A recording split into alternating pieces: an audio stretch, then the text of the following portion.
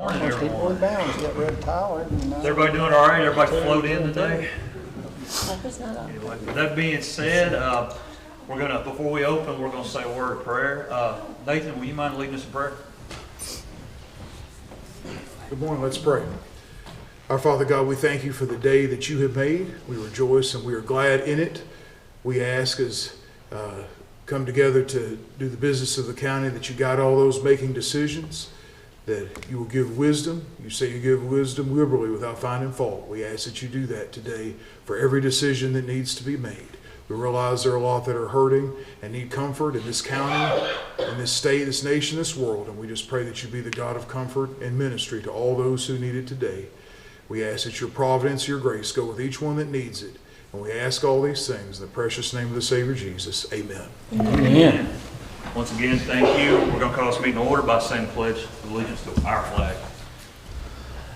I pledge allegiance to the flag of the United States of America and to the republic for which it stands, one nation, under God, indivisible, with liberty and justice for all. That sounded great. Thank you all. Welcome once again. We're going to start this meeting off by approval of minutes from our last meeting. So moved. Second. I have a motion and a second. No discussion. Roll call, please. Goodwin, Yes. Wilcox, Yes. Harper, Yes. Crawford, Yes. Bolden, Yes. Baker. Yes. Oh, okay. Thank you. I also need a motion to accept the minutes from the special call meeting, which was on the drive. So moved. Second. I have a motion and a second. No further discussion. Roll call, please. Goodwin, Yes. Wilcox, Yes. Harper, Yes. Crawford, Yes. Bolden, Yes. Baker. Yes. Before we proceed, I have an amendment to the agenda. It's to add representatives from Silicon Ranch presenting to the court after Luke Gillum discusses the rural secondary program, and to add to approve to advertise for bid for the emergency medical services for fiscal year 24-25 as item number 15, and to add the first reading of the Logan County Fiscal Court's approved position list for the fiscal year 24-25 as item number 16.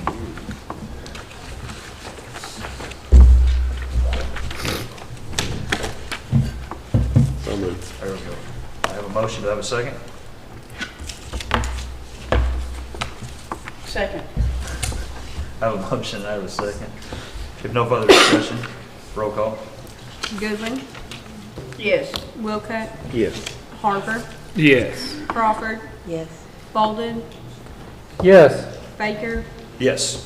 So first up, Luke Gillum from the Kentucky Department of Transportation to discuss the rural secondary program. Good morning, sir. Good morning. Thank you for having us today. As Judge Baker mentioned, I'm Lucas Gillum. I'm with the State Highway Department. With me today is my branch manager, Stuart Payton. We are here to present the rural secondary program for fiscal year 2024-2025 here in Logan County. For this year, we had a projected allotment of $1,786,811 for Logan County. We also had a carryover from last year of $188,312. That is from where some of our bids and quotes came in a little under what we had originally estimated, so that money rolled over into this year's pot, leaving us with total funds available at $1,975,123. Of that, you'll see next to item number 1, we have our routine maintenance and of traffic on 202.5 miles of rural secondary roadways here in Logan County, and that comes out roughly to $3,970 per mile for a total of $804,100 allocated towards the maintenance of those roadways throughout the year. The flex funds had a 15% initial distribution from the original amount. leaving the county with $268,022 for the flex funds for the county's use. There were no carryover from last year, so that is the final total for the flex funds this year. And then with the remaining funds, our proposed projects for this upcoming fiscal year would be to resurface Kentucky 1151 Gordonsville Road from US 68 extending over to Kentucky 178 Highland Lick Road. That was a section, if you'll remember, that we did a large drainage project on last year where we replaced a lot of pipes and did some shoulder work trying to safeten that road up and improve the drainage throughout. And so now we're wanting to resurface that area. And then the second project that we would like to do is Kentucky 73 Cave Springs Road is getting in pretty rough shape. Unfortunately, you know, we'd love to pave the road in its entirety, but we don't have enough funds to cover the full 8 miles or so. And so we're going to try to chip away at it a little bit and at least hit the worst end, which is closest to the 1038 end. So our plan is to pave roughly 2 miles from Browning Road to Kentucky 1038. So we'll start on that section, and then hopefully with the following year's funds, we can kind of pick up where we left off. That's kind of the plan for now. So those are the 2 roads that we have to propose, and if you have any questions, I'll be happy to answer them. You're gonna be going down Cave Springs and then paving. Yes, so we're going to be paving on Cave Springs, which is Kentucky 73. Yeah, I know. We're going to be going from, the way it's worded because of the mile points, we're saying we're going from Browning Road to 1038, but essentially we're just going to start on the 1038 end of Kentucky 73 And working back. and work our way back towards 6880. Because they're gonna say, what is I understand, this? yeah. But the end closest to 68 is certainly in better Well, it shape. is. So But, we're you just know, trying to start with the worst impression section and work back.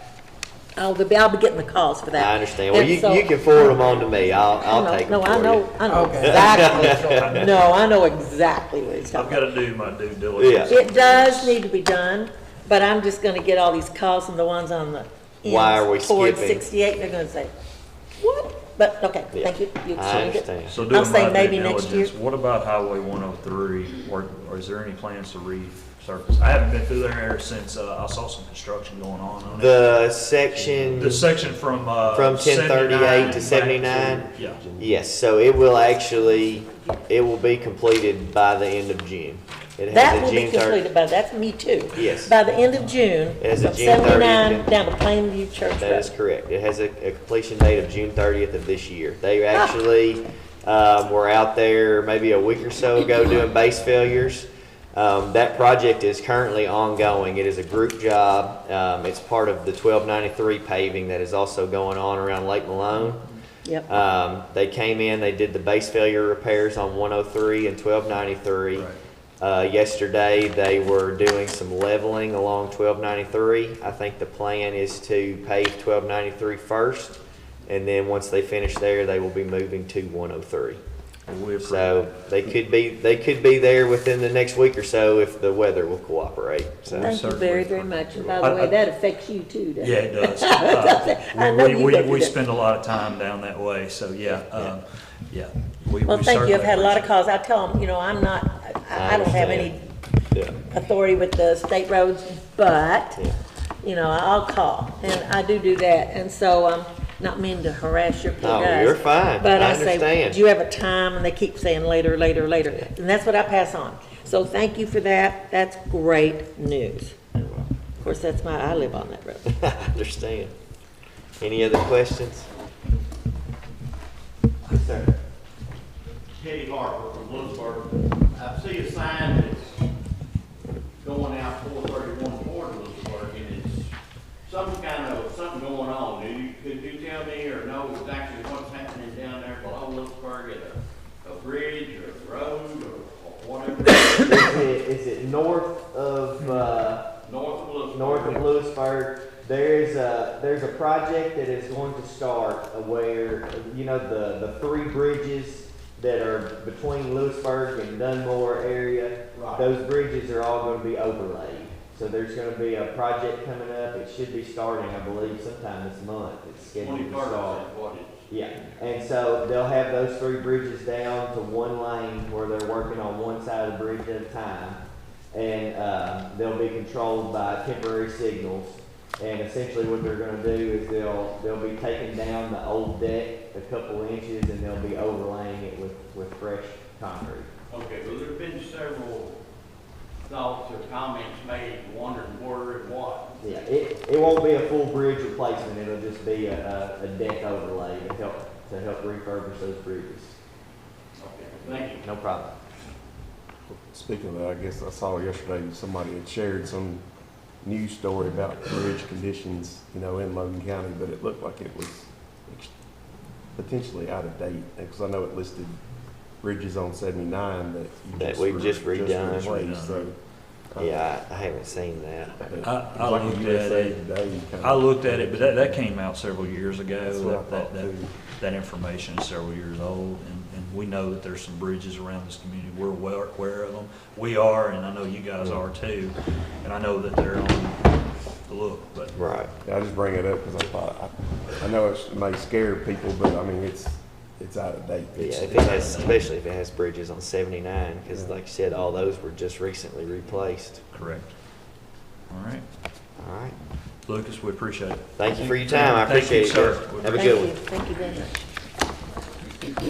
And Next y'all getting up. all the money, y'all wanna make a motion in the session? Oh, yeah, baby, I will make that motion.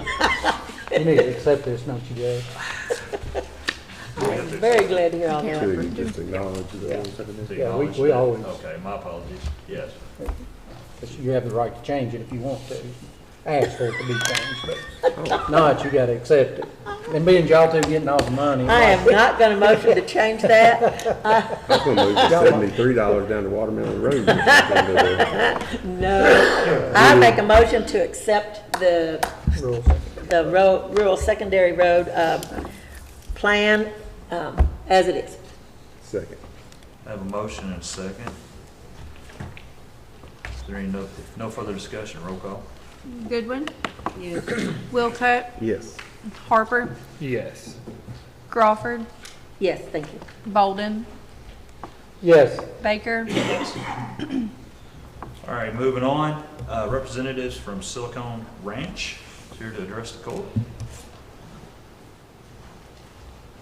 Morning, Amy.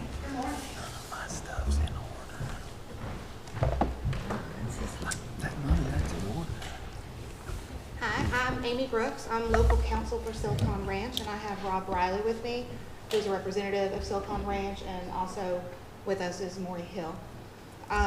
Silicon Ranch just wanted to give the fiscal court an update on their project and how things are going and their plans for repairing the roads once the project is finished, being installed. We also wanted to address the court on 2 other issues, one of which I understand that the court can't take up until its next meeting, but the court at its last meeting voted to remove 377 feet of the A.P. Miller Road from the county road system, and that 377 feet is on the property that's leased by Silicon Ranch and doesn't serve a public purpose.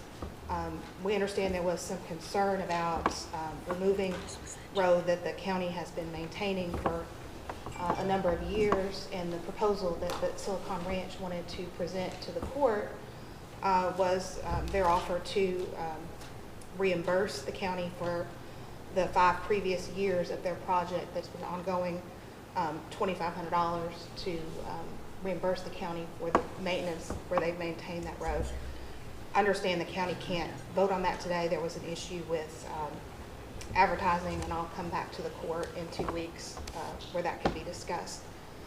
The other issue that Silicon Ranch wanted to bring to the court was some requests for some variance to setback lines.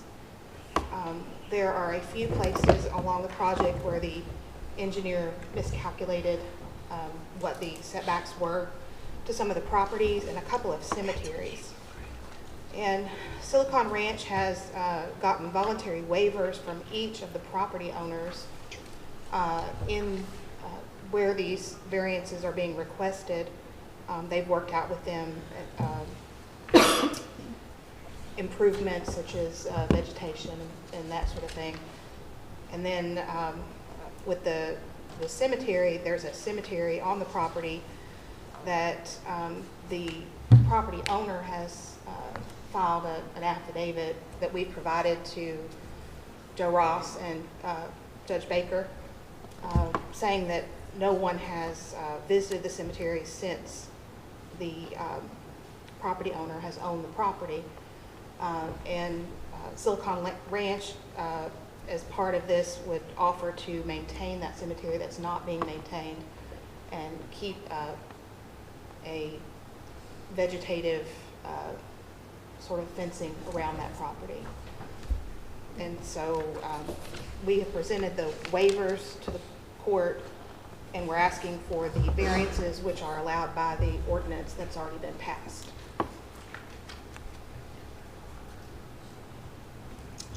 What's your opinion? It's on you guys. All of that should be on your drives, the letters with all the documentation.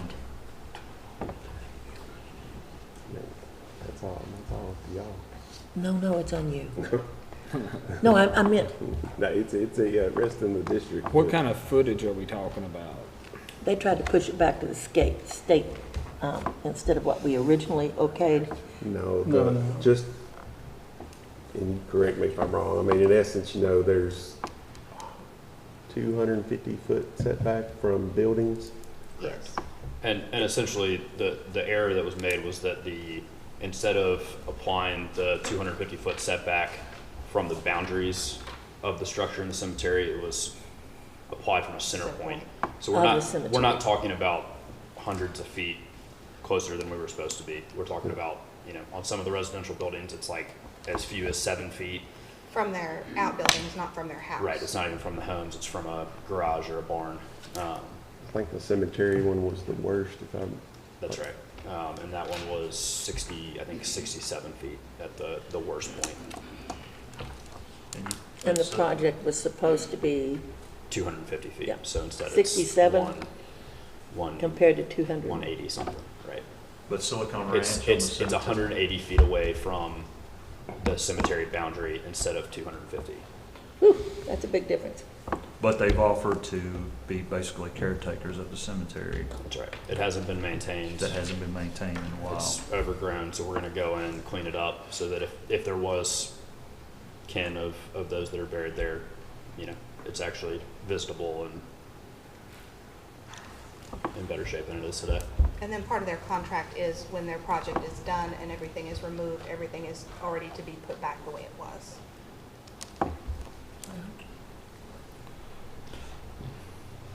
They got permission from all the landowners.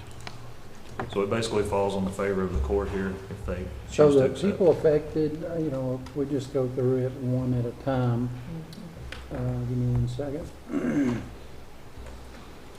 Because I've not been involved in this other than the first request. So we go to request number 2 is 250 feet setback shown on the setback exhibit. This affects Carl, I'm assuming this is Carl Wayne Dawson? Okay, Yes. and Chris, if you'll educate me, please, is this off the main road, pretty good piece, or is it right on the road? None of these are on Watermelon Road.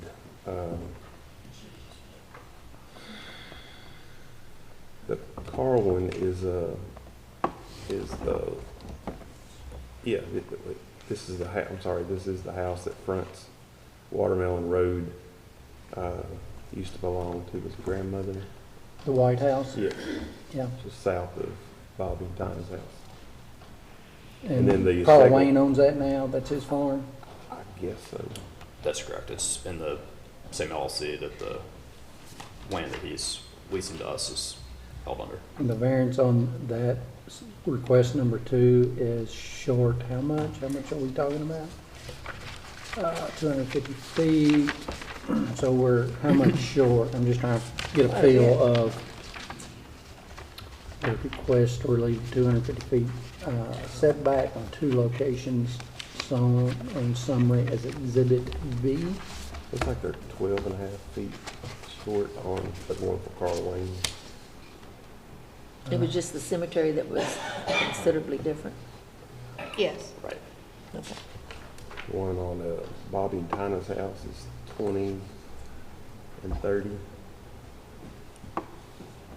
But not from the house, from their outbuilding. Right. And then Allie Robertson is from a building and it's 24, 23, 24. That's right. So those are the ones where buildings. So you don't have your same guideline for 250 for a building, it's residential?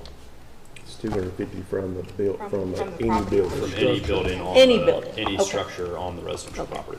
Okay.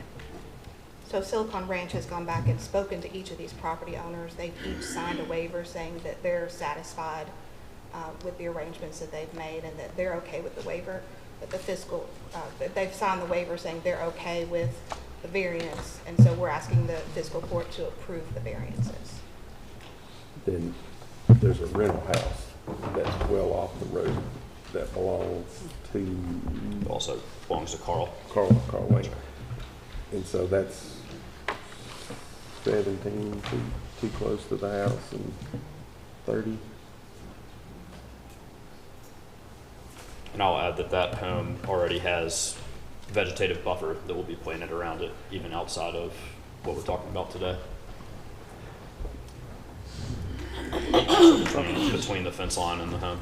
And just to, as far as the cemeteries, the entrances to the cemeteries will stay open and accessible at all times, correct? Correct. What's the line that says LOD, limits of Limits disturbance? disturbance, right. And then, Chris, have you heard from any of these that is an issue with them or that they are good with I it? know I haven't spoken to any of them. Yeah.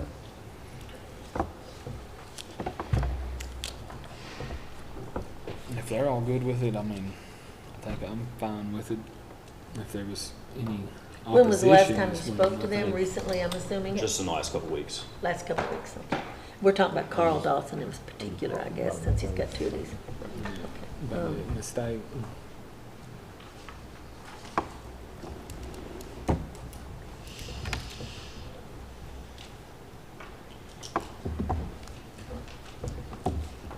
And he's, or that property owners, have signed a waiver to those effects. Yes. The thought is they would then be filed in the clerk's office, so it makes future landowners aware of that, so they know that before buying one of these pieces of property. Okay. So the waiver's being signed through you all and through you, right? So it Well, comes They've to been you. provided They have the to. waivers Yeah, that's and what I they meant, provide but they it. come, you have the, We Legal. approved a form, they used the form, and they submitted that to us, and so it's a legally binding document. that's what I was asking Yeah. you, legally binding. Okay, cool. Just for the court's sake, I'm going to ask the question to Joe about the ordinance and how it mentioned of waivers. And of course, it mentions that you can get waivers from vegetative buffers, but it also mentions waivers from boundary lines. But Joe, do you want to address I that? mean, the intent when I wrote that was that you could get waivers on other things. I think putting it in the first one and in the one that would be the closest to the property was why we put it there. But I think the intent was for any of these, if that's what the landowners wanted. And I believe we approved other waivers similar on the first go around. So that's my memory of it. So, Jason? And these variances that are being requested are just specific to that one site that they are requesting. Right. Nothing, doesn't pertain to anything else far as setbacks on any other location. Correct. They would have to come back and separately request those. Each individual one is approved by So we you all have, as that reviewing board. so we have 3. Is that right?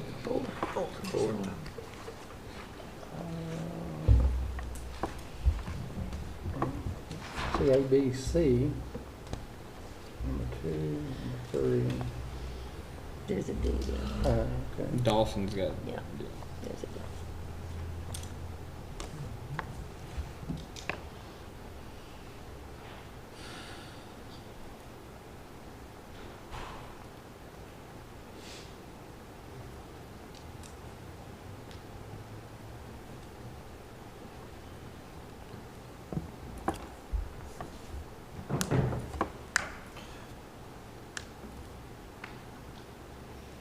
Do we have a motion on this, or do we have more discussion? Well, I don't want to make the motion, but I won't vote against it. There we go. Scott, that's really not funny. I don't know what the motion needs to say. What does the motion need to say? Just to accept the waivers tendered from the landowners in Silicon Ranch. Do we get to do those individually? You can do them. Do a blanket? Okay. Do I have a motion? I'll make a motion to accept the request for relief for the 250 foot of residential setbacks in the 4 locations shown in this summary, limited to this topic right here. And I would just say Specific. incorporating in their other assurances, specifically the one with the cemetery. A, B, C, and D then? Okay. Yeah, specifically A, B, C, and D. Do I have a motion? Do I have a second?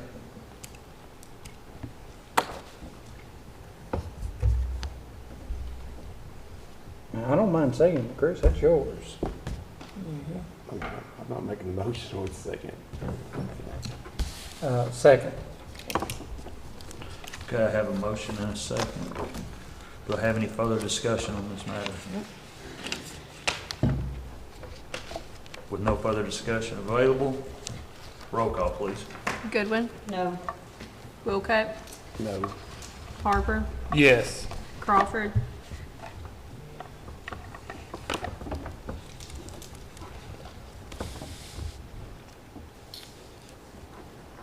Can I abstain? I prefer you didn't. What? I prefer you didn't. Yeah, that puts you in the seat, doesn't it? Well, not necessarily. I'll vote for it, yes, as long as it's just A, B, C, and D. Bolden, Yes. Baker, Yes. I hate to do it to you, Chris, but Thank you don't you. take it personal. We need to move on. You know, it's done. Mr. Riley just wanted to give an update. Yeah, we're also prepared to On the update you on the project if y'all Sure. like to hear where things stand. Yes, please do. So really the construction's going well. We have about 94% of the structural components installed already. So the steel piles and racking that the panels sit on. Currently have 25% of the actual modules installed and have about 62% of the modules delivered. So those module delivery trucks will be complete in July. All the deliveries will be complete to the site. We'll put the plant into commercial operation this December, so end of the year. And then really that will be the bulk of construction being complete by the end of the year. You know, there will still be kind of punch list type items that'll go on into next spring. And then, you know, around end of Q1, we would anticipate having all those punch list items closed out and be, you know, fully pulling off the site at that point. Which is when we had also discussed, you know, doing a site walk with the court members and the road department to go assess, you know, what damage has been done to the road so that we can help get that fixed.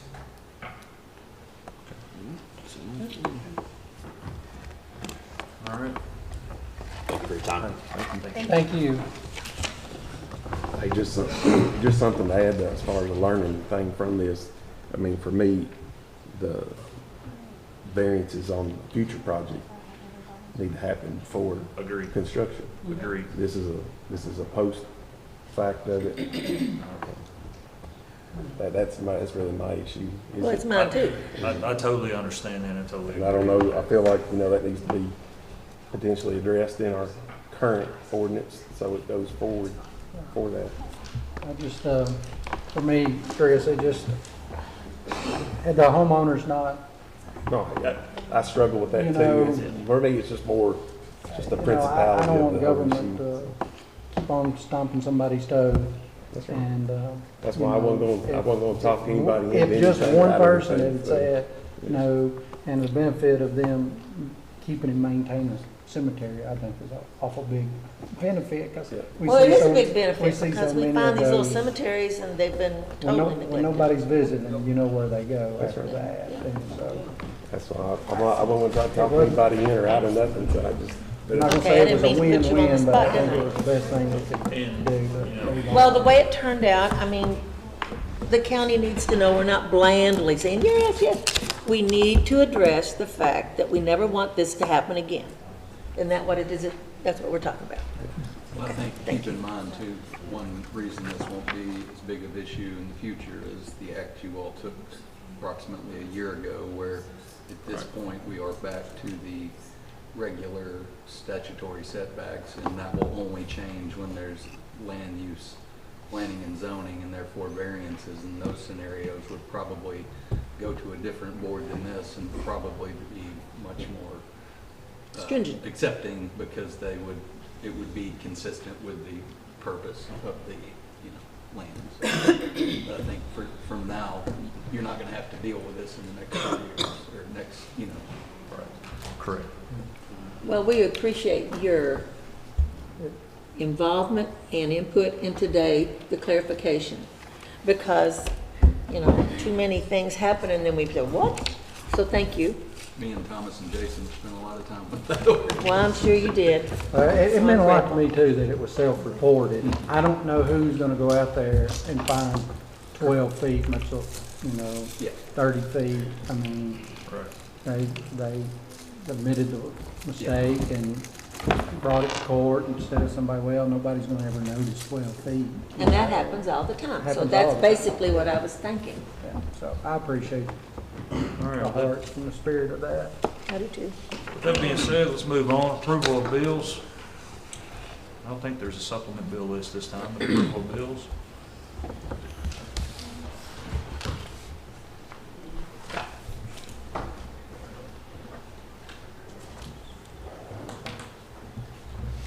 I was going to ask about the large sheriff. The Called him, talking about self-report, called him. well, I didn't know, like these individuals with, He comes up smiling. We have been dealing with those large amount of bills for several months, trying to figure out. They've changed their billing system at the hospital. We don't get bills for a while, then we get bills that don't belong to us. So Samantha's literally been going bill to bill to bill.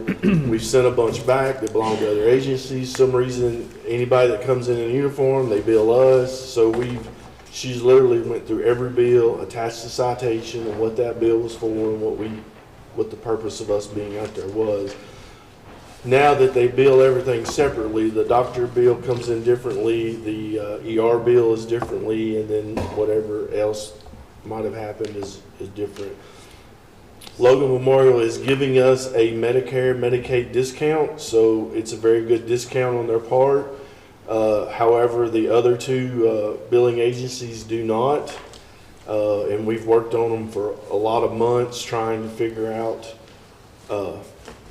those things, those roadblocks we have. So we finally got to the point to where we had exhausted all things, and so we got them in. A lot of those bills come in late to us. They might be 6 months old before we get them. Some of them were even a little bit more than 6 months. so these are arrestees. Yes, every bill in there, honestly, since COVID, I guess we blame COVID, facilities are requiring a medical clearance. Juveniles detentions have started doing that as well. If we do mental health pickups, the mental health facilities are requiring a ER visit to get medically cleared.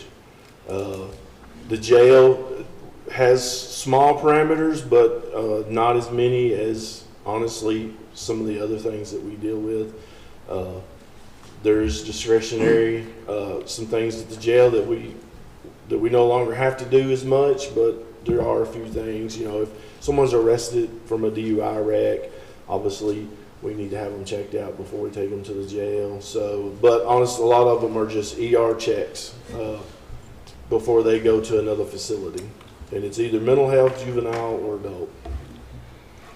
So those couple of questions, because we're going to have to address this problem moving forward. Yeah. You know, that is another new policy, and I get it. Everybody wants to cover It's hard to their rear, argue. but you know, the taxpayer hadn't prepared for that. Yeah. You know, and if we're getting $20,000 a month that we Yeah. used to not get, Well, that's going to add up pretty quickly. I think that was just a cluster that has came in, but yes, they're going to be, it comes in spurts.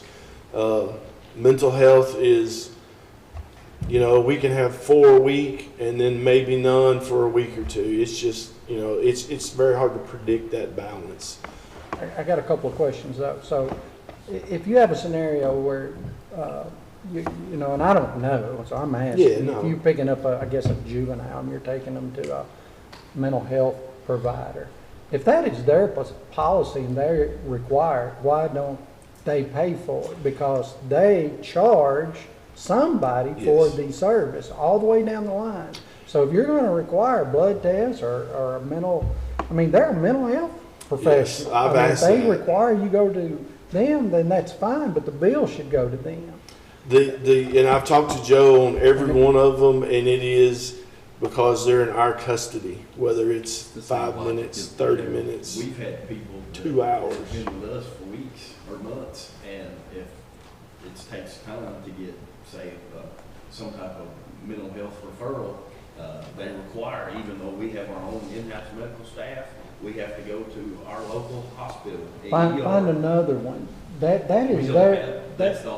then don't send them. Skills in Western State is the only thing. Then we don't have send in this area them. to That use. is how they make their money, you know? I mean, they should pay, if that is their policy and procedure, But we then don't have they another should pay. mental health facility to use other than life skills and. Then let them Western sit in the State. jail, you get you quit sending them customers, let's just call them customers, because they're billing the state to see these Yeah, people. I agree. Let them sit in jail, and then finally somebody will say, well, how come we don't have our beds full up here? It's like, because Logan County has quit sending you inmates, you know, because you're requiring all this stuff and putting the burden on the taxpayer to pay for that. Yeah, you know? the pinch that Don't gets send us them. is the judge orders it, and if we don't do it, then I get yelled at and threatened contempt of court sometimes. I mean, so We'll come bail you out. Don't worry. We'll bail That's you not out. enough Sometimes you gotta make yeah, plans. I believe you Sheriff. would, I come get you. but now I have talked to Joe. I mean, I wear Joe out about it. What can we do? What can we get away with? It's the same concept with the statute with the jail. Yeah. The limbo is when there's a court order, if you don't take them, they're yours. Trust me, and we don't, I mean, some of these ER visits are 4 and 5 hours waiting to get treated.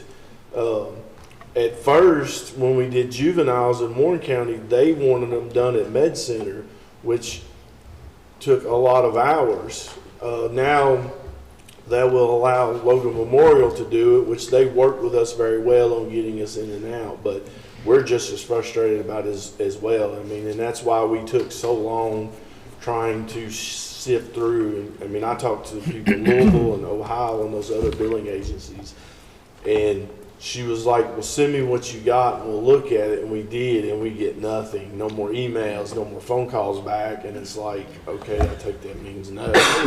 So I knew court would ask, and I appreciate it, and I knew there needed to be an explanation because that is taxpayers' money, and they need to understand what it's about. And the other thing, we can't allow another agency or department to put a requirement on us without our input. Okay, so, you know, let's say we do have to pay for that. Okay, everybody sits down at the table and comes to an agreement, like, yeah, I guess we are.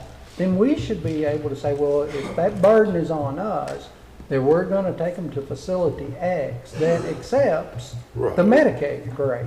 We shouldn't be paying a Well- premium to have that done, and then there's your out. Yeah, You know, I if don't they know say, how- well, nobody accepts. I don't know how you do that with the doctor's bill, because that is in a, actually, I can't remember if that was the one from Louisville or Ohio, but, you know, that's the problem. These people don't care.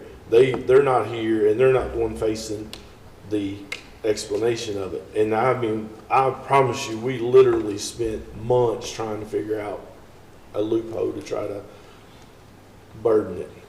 And thankfully, Logan Memorial gives us a very, very good discounted rate on the ER visits, and you can see some of those. We go in and do blood DUI kits. You know, it's not very much at all. They charge us for that, but it's the mental health and juveniles. Those. I mean, even some of the. I think there might have been a few prison trips that they were like, which we didn't get because you have a medical facility in the prison, but they want them checked before they come. But that's not been much. All those checks that you're mentioning, I'm not talking about the DUI, Yeah. a wreck, or, you know, some kind of thing that may be information needed for a Right, future yeah. court Right, date. yeah. But somebody can be medically cleared, say, man, I mean, you know, your heart rate's good, your blood pressure's good. That's what you they know, do. That's You know, pretty X, much it. Y, and Z should be done by our in-house nurse sitting at the detention center. That is, you know, you want something more than They won't that. accept that? Our nurses call to give a report, and our doctor over our medical staff gives a report, and they won't take it until they see a hospital physician at whatever hospital. Yeah, and I understand. And they do a doctor. That is BS I to the get it, hill. but we get tied up for hours and hours with these people and trying to get them to a mental health professional that they need to get them regulated, because Well, whatever judge that is that's requiring that, y'all need to let them know that we have a doctor over, you know, a nurse and a doctor looking at this patient, been signed off on. These people that you're sending us to, you know, they want something else. And this costs money. This is fiscal court, okay? This is our job. I understand those things need to be done, but you can't keep on putting those burdens on the taxpayer to pay for this crap when we're already paying for it. You know, we I agree. have that. You're done. right. I mean, if that judge wants that done, tell that judge to come to court and explain to us how we pay for it. Have that provider come to court and say, well, you know, how come you take the Medicaid rate on the hospital part but not the doctor part? You know, how come we can't pick? We don't need neither one of them. You know, we don't need. Well, to that's go why I to tried to get those Logan other ones Memorial to explain to me, but again, the more I called and left emails, the more distance I felt I was getting, and it was like they wasn't going to tell me nothing in email, because it's a record. So call and leave voicemails, and it's like Silence. nothing. So Have our I nurses sat and on them doctors as write long that as I. report, send them on. And when Well, they we won't did that take for a them, little bit, and and the then they judge started. fusses at you, say, here's the report. They were saw by a nurse. They were overseen by a doctor. They've been cleared, and they won't take them. Let the judge call up there and raise Cain with them. Well, they'll take them once they're cleared. That's the thing, but they will not take them until they have a medical We should be doing release that form. in-house, period. Anything more than that, I guess they need to set it at the detention center until the judicial system figures out how they want to handle it. We are not a blank check just because somebody up there at Rivendell or wherever you're taking them to says, well, no, you know, they got to be seen by, you know, Dr. Hocus Pocus over here who charges $900 to see him for 15 minutes. Yeah. We can't do that. If you Yeah, want and to do see, that it yourself, wasn't pay it too out of your bad pocket, until they that's fine. started splitting all the bills up to their own billing agency, Bunch of because crap, it you know. didn't seem like they were that much. I had even reduced the budget last year because I wasn't spending that much, and then all of a sudden I got slammed with these, so. Did you say that you've worked out part of the misbilling and that Yes. we will get a relief next? When will that be expected? Well, they're not this, everything what you have is us. We went bill by bill. She called. So it was gonna be worse to you. Oh, yeah, because they just put Logan County Sheriff's Office stamped on it, and then she goes and we make sure there's a reason showing why we were at that ER for that bill. So it's a citation or a transport order or a judge's order. And so if we don't find the paperwork, then we go to dispatch, like, what is this? It comes find out it's Adairville, Auburn, Russellville. And then they're responsible. And then for we the- send them back to the hospital with a letterhead explaining these are not our bills. Please do not remove these from our billing account. And they do, and they get distributed. So yeah, if we hadn't have went through them, there would have been several more thousands. Is there something we can do that would prevent him being in the middle of this? Probably not. I mean, I don't know. Yeah, I I've guess- looked, I mean, that's why I talked to Joe many times about what can we do, to deflect it. Can we put it on the individual? Well, we can't do that because they're now technically our custody and our property and we're responsible for it. Joe, what's your opinion on, like Thomas said, if you have the medical or in-house medical staff cleared, why isn't that good enough? I'm just saying this has been a problem for 5 or 6 years, and it's something everybody faces, and, I mean, I can see both sides of it because I've had long discussions over this at conferences. I tend to agree with you on some regards, and I think there's a lot of unreasonableness, but at the end of the day, it's not often going to be our judges, it's judges in other counties that are doing these transports and things like that. And I mean, some of you all at least saw types of this dispute when, Steve and the previous jailer had the conflict over what's good enough clearance. And I mean, that's the root of it, is that statute that says if the facility won't accept them, they stay in your custody. So they are basically trying to get that resolved so they're out of their custody. Yeah, I understand that part. I don't have a conflict with that part. I don't have, like I said, I don't have a conflict with the DUIs and the criminal things, but these people who are being transported because the judge issued them to go to a mental health facility, and the mental health facility won't accept the, I guess the nurse's degree is not good enough, unless it come out of a hospital letterhead. I don't know what's different in the nurse's degree and the doctor's degree. Maybe the medical school that your doctor attended to is not good enough. I don't know. He's the director of Baptist Health out of Paducah, too. Yeah, well, maybe that's not good enough. Not good enough. To me, it looks like as far as mental It's health, frustrating, but it's been like that. I mean, there were 20 years ago.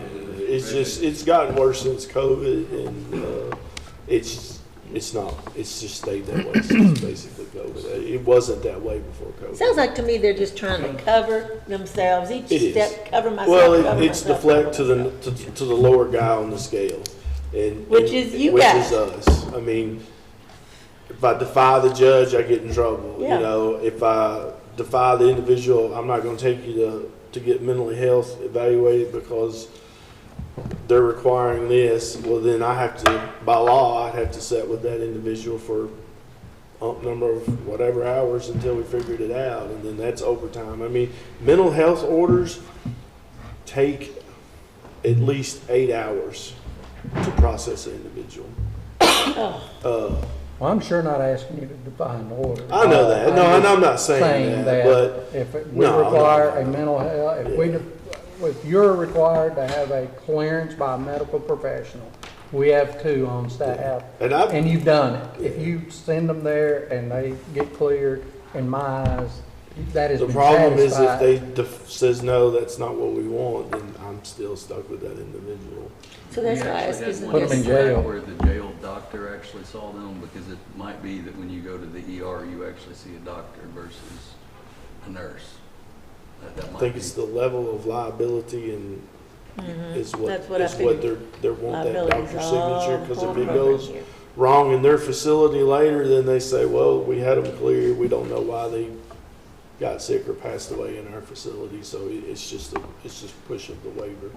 it boils down to these facilities being completely overcrowded, and anything they can do to deflect more on their plate, it boils down to that. Well, I do know in the last Keiko thing that we went to the other day, they did get a $20 million project from the governor's office to build a regional evaluation centers, which they're telling us will have medical providers in those. But we'll see that when it gets built and done. I'm complaining about 20,000, we just spent 20 million. Yeah.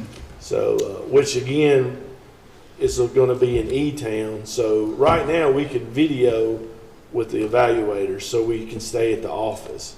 But if they build this center, they're gonna want you to drive to the center, so that's a E-Town. drive to E-Town and back on every mental health evaluation that we go through. And that's a several hour process. Yeah. So Not to again, mention there's you're talking overtime about- rates, there's a constant drive on cars. I mean, there is a cost to everybody. If you want to get into the facility, the juvenile issue with the facility. Yeah, I was gonna- In Campbell County, I mean. Yeah, so they changed our juvenile process, what, 2 years ago, I guess? Warren County was our hub for our juveniles. So because Warren County Juvenile Center had the big riots issues because they were housing some pretty high felony issues there. So now they've come up with a new region on that. So like our females have to go to 4 hours one way to drop a female off, and that's sometimes Is that what you meant, Campbellsville? Campbell County. Campbell County. County. So then sometimes if we pick a juvenile up in the middle of the night and has to go, say a female, that's 4 hours up, and then they generally have to be back in court the next morning at 9 or 1. So the transport guy has to spend the night there, basically, go back a few hours later and pick them up and drive 4 hours back. So you're talking 16-hour days sometimes on those. So. And then you'd be back in court explaining your bill. Right. So. Oh, my word. It's a lot of little things at the sheriff's office that people don't know. You know, you guys don't know. You see the bill, but you don't know the process of that bill, how long it took actually to get to that part. So. I'm regretting that I ever asked you. I'm sorry, but I've been preparing for a week. And people need to know. The public needs to know. I mean, that's the things we deal with law enforcement minute Well, by those are minute. the discussions we need to have. We need to be prudent with, Yes. just say, well, somebody told us that's what we had to do, so, Yeah. we go over here, and we've dealt with that many of the years with the jail, about, paying the Medicaid rate versus not, and, and. Well, and that's why we worked so much extra to try to figure it out, and then I can explain that to you, because I don't like paying them, I don't like presenting them. That's one good thing about our medical staff. They have people that deal with rebilling, and that's all they deal with. And they get the initial, they work on rebilling behind the scenes, and then that's what you get. They do the work for you. They really go above and beyond with that to help us. They do a good job. And that's another reason we need to capture that, because, that detainee may have insurance, Exactly. and if Yeah. you can take them through that process. Well, and I talked to Joe about that, and like I said, I've scenarioed it to death as like, okay, can we just get Logan Memorial to build them, and we just. If they have insurance, you can, but you don't know as well on that. as the judge. Right, and it's They're just, in our custody, their insurance doesn't matter. yes. It's our responsibility to. It's a small chance there, and we try to try that, but it doesn't. Most time people don't Have it. have it, unfortunately. Let's just face it. And the people that we're dealing with are in a bad spot, and it's people go to jail and spend time in jail. They get good medical care, but the 3 or 6 months they're there, and it's not really fair. And again, fees should be to try to help incorporate some of that back, but. I'm up for suggestions, but I I've think thrown rocks everywhere. several things we could do. One thing for sure is I've always been an advocate that, we should have never paid more than the Medicaid rate. If it's good enough for the federal and state government, it's good enough for the county. Yeah. And, Maybe just drop them back to Logan Memorial every time. Well, yeah. Well, it wasn't bad, and then they separated their billing that way, and, I just, I have an opinion of why it got separated that way, because there's more money involved to the other parties, honestly. Oh, money's usually I at the mean, bottom of Logan everything. Memorial has been a huge, I mean, they've been huge to us and stuff. They get us in when we need to get in, and they give us that rate, so, I mean, they're doing their part. Well, I'm glad to hear that. You know, Can that's a we work positive. out something with Logan Memorial where just Logan Memorial sees them? I mean, If there's it's in Logan County, practitioners. we've got. I can ask them, but, you know, again, I think it's the doctors got their Hands in the pot. the hands in the pot and they want a big grab. I don't know. I mean, I scenario everything to death 24 hours, 7 days a week, and I cannot figure out any other There's nothing way. we can do though as you have been on the court a little bit longer than me, a little. There's nothing we could come up with to say our county needs to use our hospital. Well, I mean, And we do. There's no, I personally mean, think we should. that has changed to where we had to use Med Center because they've spread us out. Like, you know, sometimes the male juveniles go to Orangeburg or whatever. So anything we do is Logan Memorial, but, you know, some of those bills end up through there's a doctor bill that goes with it. And then if there's a test, then there's a different thing. But everything's run through Logan Memorial. So it already unless is. it's just.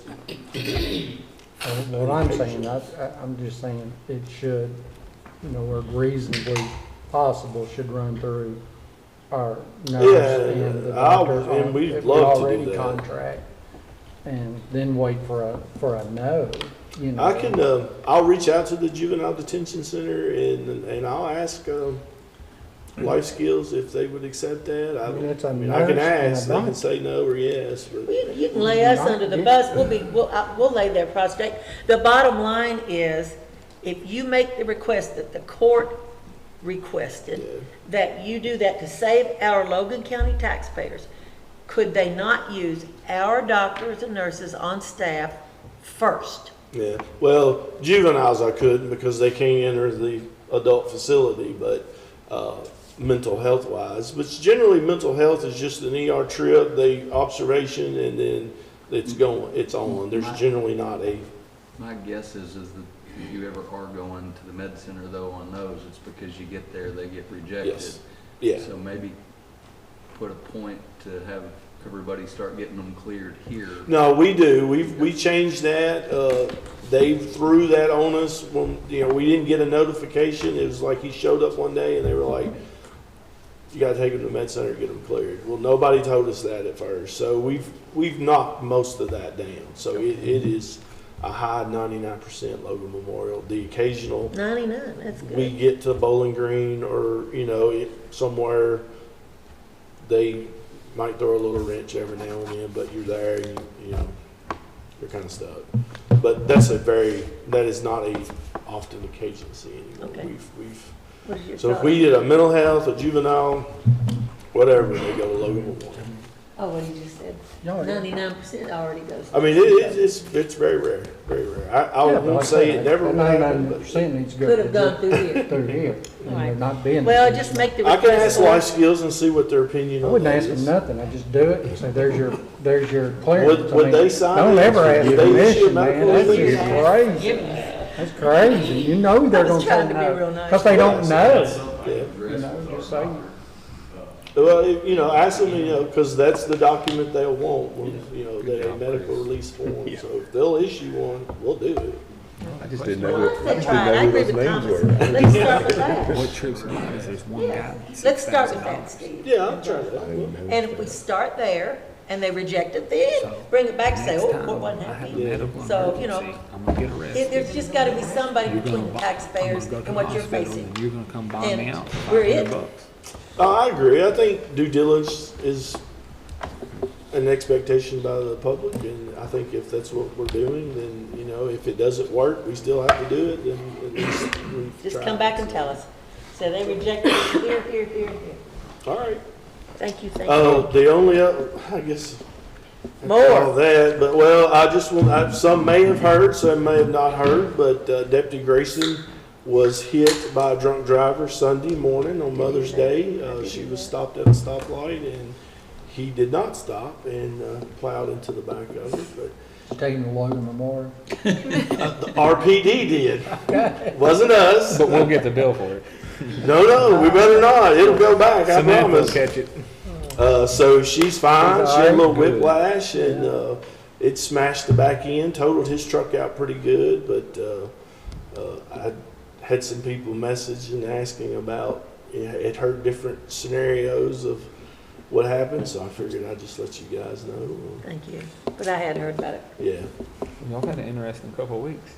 we have been busy. No, that never ends, I expect. So, that's all I got. Oh, that's right. I'm on deals right now. Yeah. Judge, make a motion to accept the bills as presented. Second. I have a motion and a second. At the risk of asking that, is there any further discussion?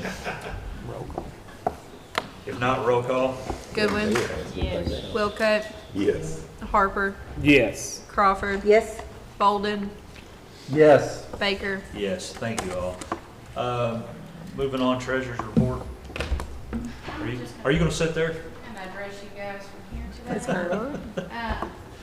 On your iPads, you do have a list of budget transfers We that do. we need to get approved.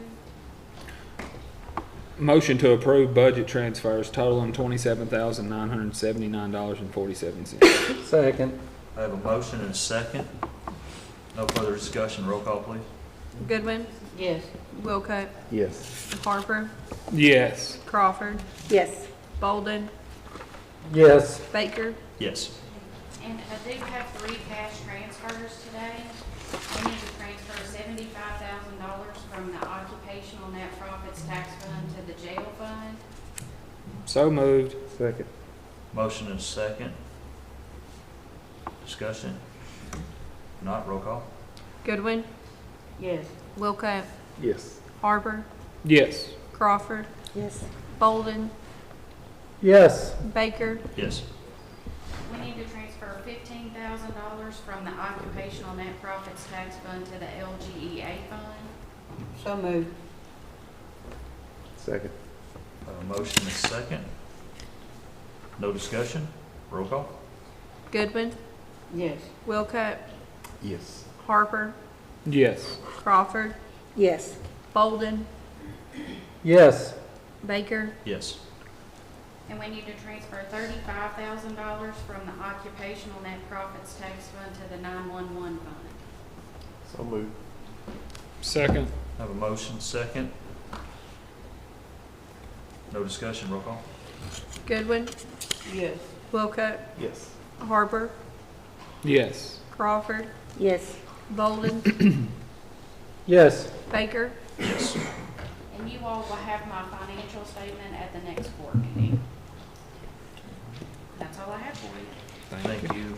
And Amanda, I hope you're here for the next meeting, but I kind of doubt it. She's having surgery the 28th, 24th. 24th, I'm sorry.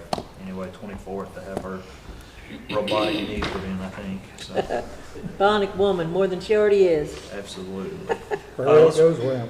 Moving on, road work request. Tyler's not here for District 1, and I do not have his reports, so let's move on to District. He's commenting. Don't worry. He's watching. I'm getting the play-by-play. He told us to move on a while ago. That's rich, we're moving into. I'm like, when you lay back on the easy chair and he's still telling you to move on. Relax, man, relax.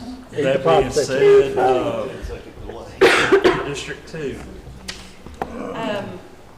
I just wanted to say thank you, Pee Wee, for all, and all the guys out there. The storm was bad, and the water, and y'all got on it, and y'all did a great job, and cleaned up barriers and stuff, and started scraping the debris off the road just so fast. And I mean, like, I appreciate y'all, all of y'all, Miss Cindy also, and I just wanted you to know you're doing a great job. I mean, you're getting work done, and I can see what's being done, and it makes us look good what you do. And but also, I've got at 619 Smith Road, Church Road. You all fixed that drainage, that tile, so they could get out, and there's a cross drain there, and it's stopped up. Don't know if it's too short, don't know what has to be done, but you'll be able to check it out and look at it and see what, because it's stopped up, and that's probably why that tile floated away.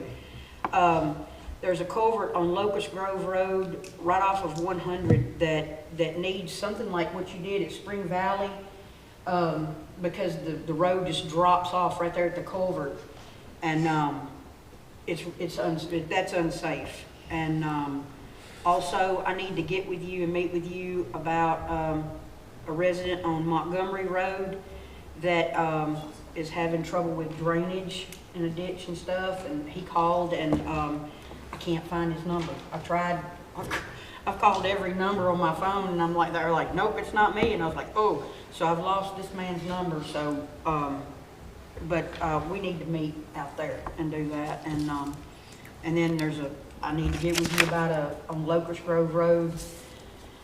A resident out there doesn't want semis on that road and didn't know about, signs on each end. Don't know if we can do that. I just told him I would talk with you and see. So, and also, you all have sent people to spray school. Is that right? To be certified to spray for example, the poison hemlock. So. They got such a spray. What we normally spray, I guess if it's falls under that, they can. Okay, yeah, that's great. So, yeah, Miss Moore she's been talking with me, and I wanted to air that you all are sending people to spray school. Appreciate it, and I thank you all for everything you do. Absolutely, they do a wonderful You job. heard that. District 3. Semi thing. Pee-wee, these are ones I know I've already shared I with said you, at least maybe we can get but Coleman Road, fixing the no semi. culvert that sort of washed, I know, which just, the work you I just said did. that's the best I can The do. McIntosh, the culvert replacement and speed limit sign, and then Whistletown Road, some tree limb clearing and some rock on the shoulders. And hopefully Mr. Kemplin might help it with some of these trees fell on school property. But otherwise, appreciate all the hard work y'all done, especially last week. And thank you for the mowing starting to. That's right. District 4. District 4, 636 Thompson Chapel Road. That's the closest address I knew right in there. But on the upper side of the road, those tiles in that ditch is stopped up in the water. Every time it rains, it comes across the street. And then on Jim Wilhite Road, it's almost at the end of it, but where they've cropped the fields for so long, the ditches is just completely filled up, and every time it rains, mud washes out in the road. If we could ditch those. But other than that, everything else is looking good. Thanks for all the hard work. Absolutely. District 5. I already texted you about WF Hall Road. They cut the tree, but the farmers out there have been pulling the trees out to the sides, and the trees have been there, probably been there since before I got here. But they said, is there any way somebody can come get them? And I said, well, right now, those guys are so. It's on our list of things to do, it's just not a high priority, but we will get it. Believe me, I'm not being critical. Okay. I just told the guys that they'll get to it when they can. They'll get them, you just gotta get Because some of those trees look like they'd be good timber by now. So anyway, it's not you I'm blaming. It's that, if you didn't know it was there. So, thank you. Thank you. District 6. Pee-wee, I may have already mentioned it, but if I have, I apologize. T. Graham Road, at the end of T. Graham Road, we got a spot busting up there. It's a soft spot at the end of that road that honestly needs to be dug up, and I don't know if you tile it or rock it real hard and pack it, or if you have to concrete it, because what's happening is that there's no turnaround there.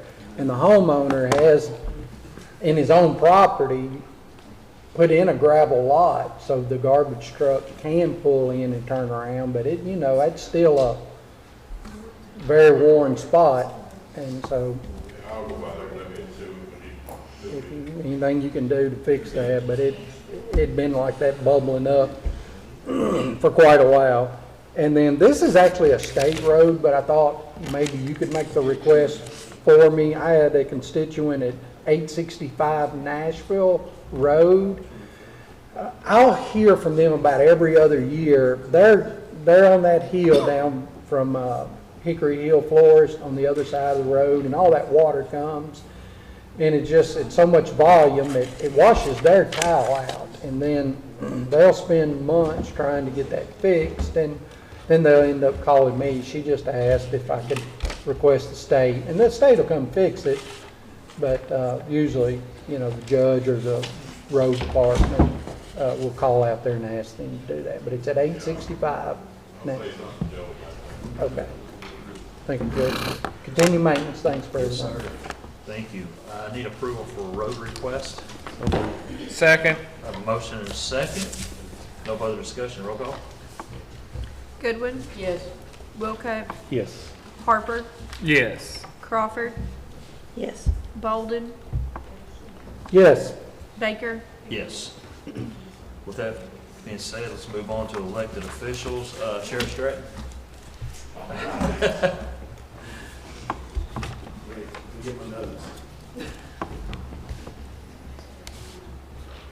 Actually, I just need to get my fee report acknowledged.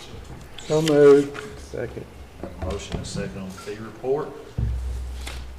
No further discussion. Roll call. Goodwin, Yes. Wilco, Yes. Harper, Yes. Crawford, Yes. Bolden, Yes. Baker, Yes. And for an update on animal control, for April, we did 99 calls. 2 were neglect cases, and he picked up 40 dogs out of those 99. 40? Yes. Oh. Sorry, Eric. We're going to get to that. I think Eric will bring that up later, but. So very busy again, but that's all I had. You had somebody bit too, right? Yeah, Eric probably talked about that too. Oh, sorry about Discuss that. It was Eric. I preempted that emotion. Yeah, that Okay, was sorry Eric. about that, sorry about that. Nope, that's all I had. All right. Thank you much. Thank you, sir. Next up is our clerk, Stacy Watkins. Stacy, come on up.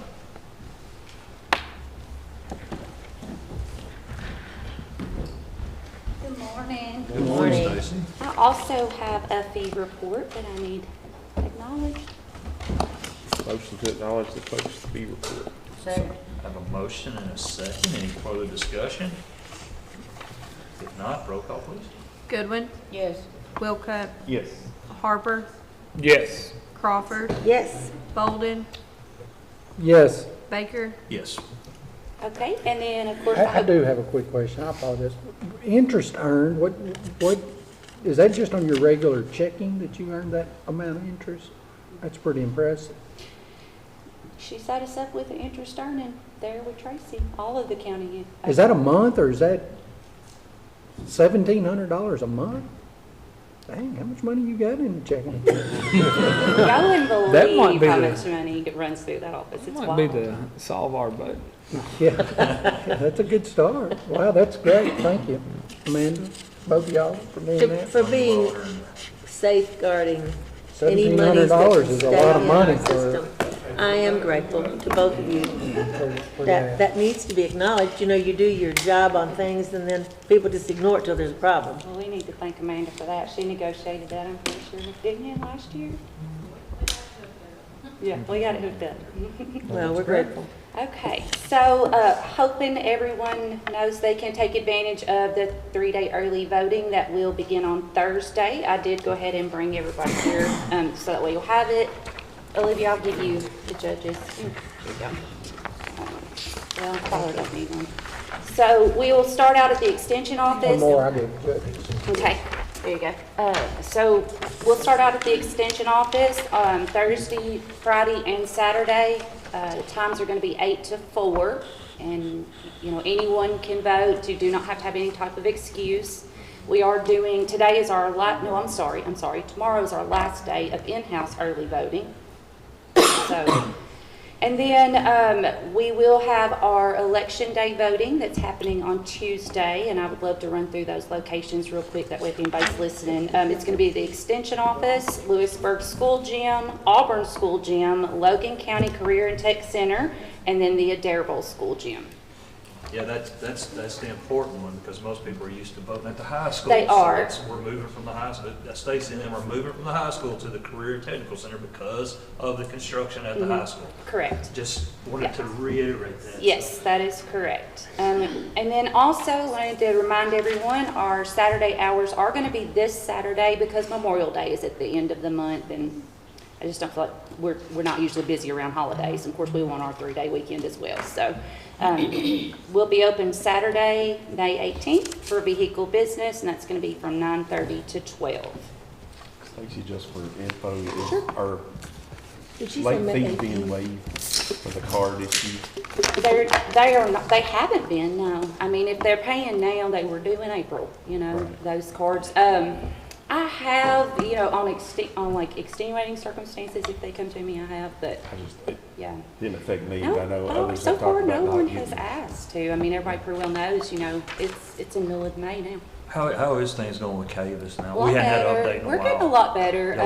I see the traffic down here seems to have mellowed out a It little bit, has. so good. A lot of that was just March, though. I mean, that's just typical for March. But Cavis is a lot better. I mean, there's still some issues, but it's better. Every day we're able to do something that we couldn't do the day before, and there's still that issue where they'll fix something and then it tears something else up. But for the most part, it works pretty good. The issues that I'm seeing now, that like the cards going out, it's starting to affect them. So I think we'll start seeing more improvements when it starts affecting the state like it does us down here. Those cards come from the state, right? They don't come, That's it's not right. a local issue. Right, yes, they do not get mailed from our office. I know it has my name on it, has all my information on it, but yes, the state actually, they have a vendor that prints them, but yeah, the state's in charge of sending those out and getting them the reports so they can do the cards. So, and then one more thing, I just want to reiterate, delinquent tax bills are at our office now. Please, everyone, come see us. If you have any delinquent property taxes, we definitely want to get you in and get you set up with a payment plan if at all necessary. We don't want those getting sold to third parties out of Logan County. We don't want them to have that. So, all right. Stacy, thank you. Thank Thank you you, for all guys. your work. Thank you. Next up, Josh Timmy Taylor. Come on up and give us some good news. Good morning. Morning.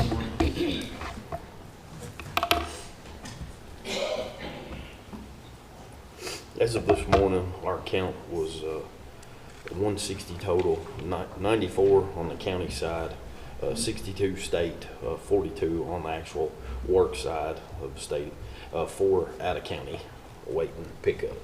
Did you say 62 on the state? Well, 62 total state inmates, but 42 actual on the state side. Okay. A couple things this morning. One, I'd been talking with the personnel committee, just wanted acknowledgement on that, about doing some shuffling around, not adding any positions to the overall total.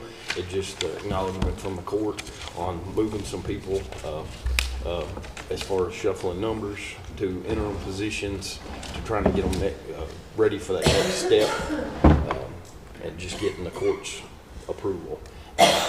And I've been, like I said, working with the personnel committee, talking with everybody here.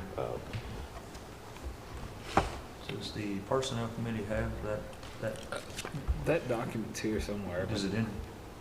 Are you talking about the approved list? Is that on the approved list?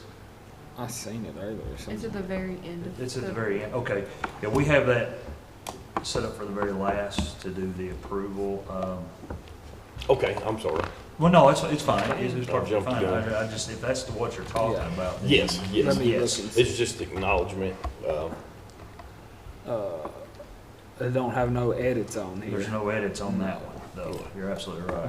What you, he's talking about is, so, it does take that sheet that comes into the budget, or as part of the salary schedule into play, but right now, he has some openings, and he would like to fill them with not sheriff's deputies, I'm sorry, deputy jailers instead of sergeants, until he gets his sergeants ready to actually take on that role. And we didn't want to do that downstairs because without court saying we could do that, because then when you all look at that sheet, it's gonna show that he has 3 more deputies than what he's supposed to, but 3 less sergeants than what he's supposed to.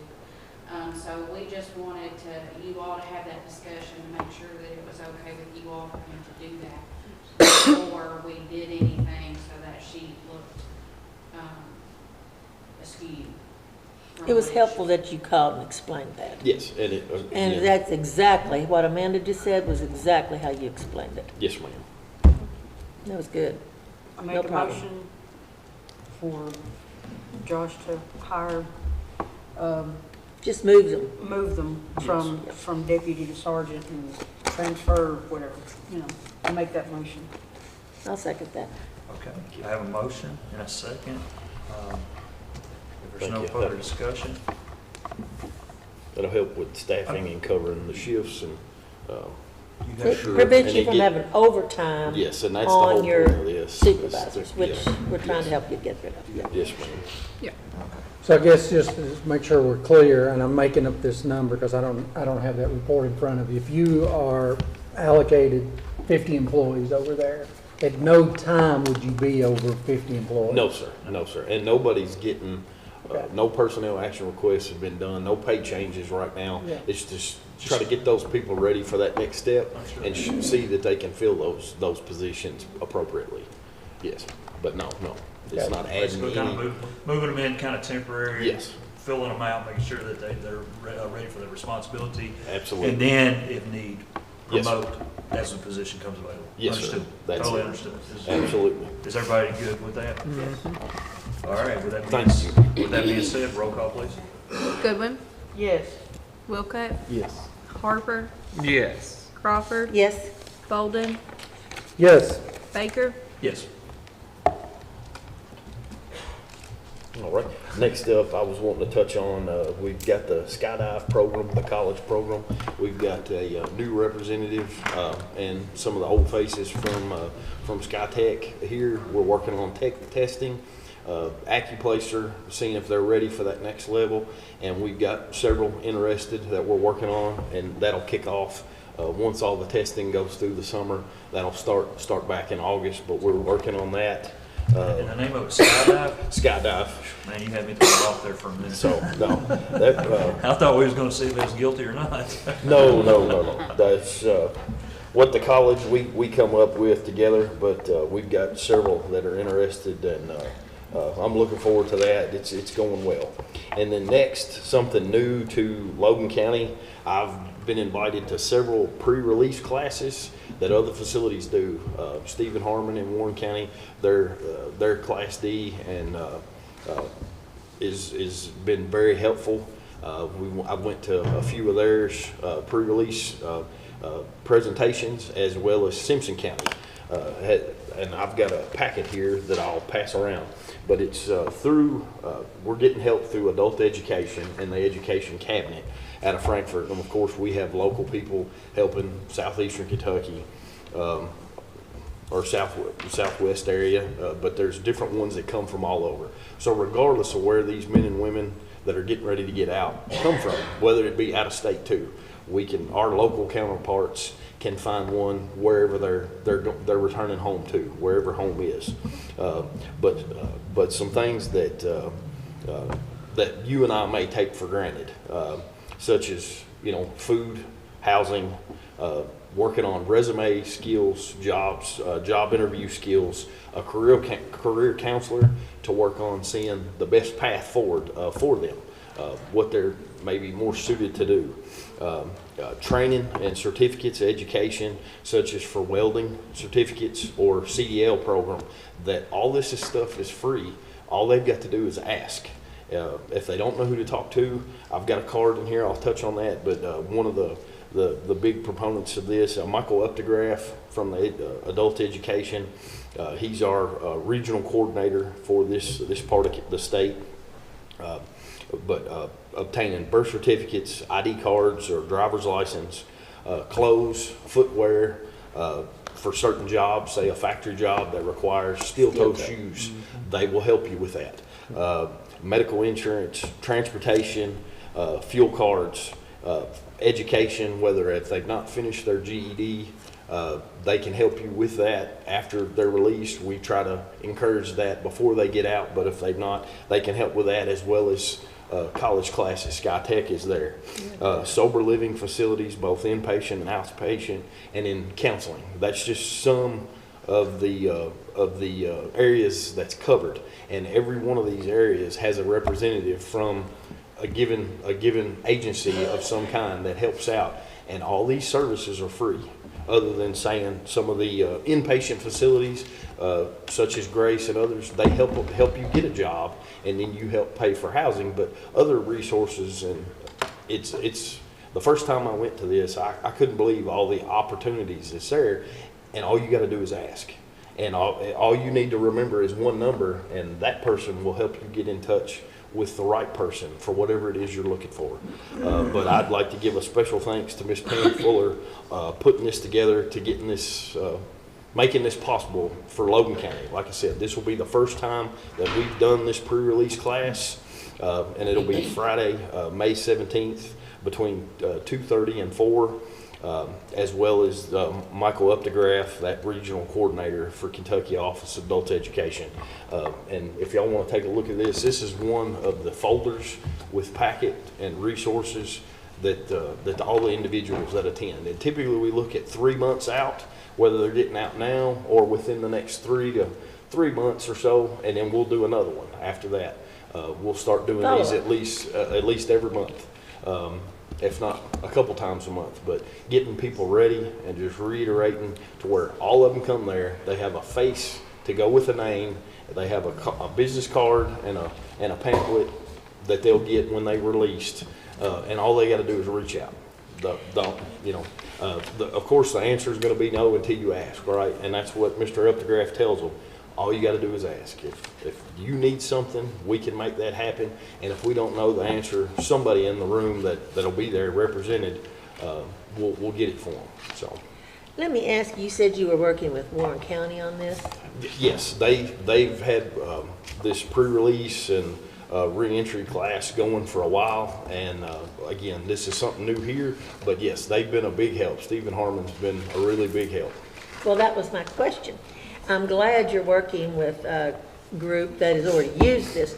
Do you happen to know what their success rate is on placing Class Ds into profitable positions? I don't have those statistics, but the recidivism rate, if people will reach out and use these resources, that's been successful in programs in-house while they're here with us, as well as GED and others, is a lot less than it was before. But I do not have that number I don't know it off the top of my head. Well, that's but all right. I can get you that. I was actually asking Warren County. But it has reduced a lot from Because you where just it started, used to you're be. not gonna know that. No. But Warren County would. Yes. And what I'm asking is, if you could find the success rate, recidivation rate from Warren County, and then what I would like to see is you all keep some records, just start now, to see how successful the program is for you all, because that's wonderful. We just have to hope the individuals involved recognize the opportunities. And all this is to encourage them and get them ready to re-enter society. I hope not to see them again on the inside. Yeah. I hope to see them successful for themselves and their family. Yeah. But if they do come back, we'll do it again. We'll educate and encourage them, and I hope that they can, sometimes, it takes a bit for it to stick. Well, They've got it's to just like decide any for other themselves. bad It's- choices. yes. Sometimes you make another bad choice Yes. where you finally get right. So, well, good, Josh, that sounds great. And if you could, next court session, find out what Warren County's success rate is. Yes, ma'am. That won't be yours, but that's who you're working with. Yes, ma'am. And I'd like to know what their success rate is. Yes, with all these resources, that's the whole point of this, is to lower that number. Yeah. To reduce that to where these individuals can start over. And not have come back to you guys. And not come back. We want to get them up on their feet and show them that they can do this, that they can be productive members of society for themselves and their families. But what's the age level you're talking about? Because I know kids come out of high school and they're clueless as to what's up in front. I mean, we've got people that's taking the classes and in program that's anywhere from 18 on up to 40s. I bet, and older. I mean, Older. yes.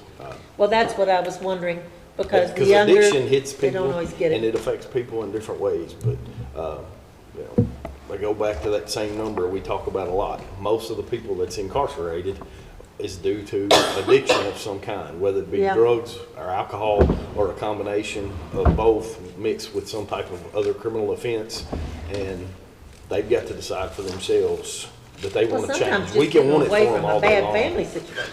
Yes. The younger ones. And we're trying to provide that support and encouragement that they probably, most of them don't have. That again, we take for granted. Little stuff like this, but they, if you don't have that family support, you don't have these things. No.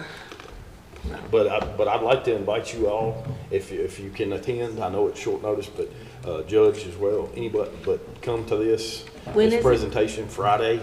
This Friday. Friday the 17th between Okay. 2:30 and 4. I think But- we've got something this 2:30? Friday Yes, sir. anyway, don't we, something about But we this would love to Friday. have you all, Yeah. but meet these people, and all they're there to do is to help them. And they're a great group of people. And like I said, this is one of many, but this is the first for Logan County, so. Good for you. But again, Ms. Fuller I and didn't Mr. Updegraff enough time to this, but have been the brainchildren of this to get this going here, so. All right. That's Thank you. wonderful. Yes. Thank you. Thank you, sir. Yes, thank you. With that being said, before we bring on department heads, I'm sorry. I'm finished. Thank I you. thought you were. I Yes, just sir. want to make sure I spoke.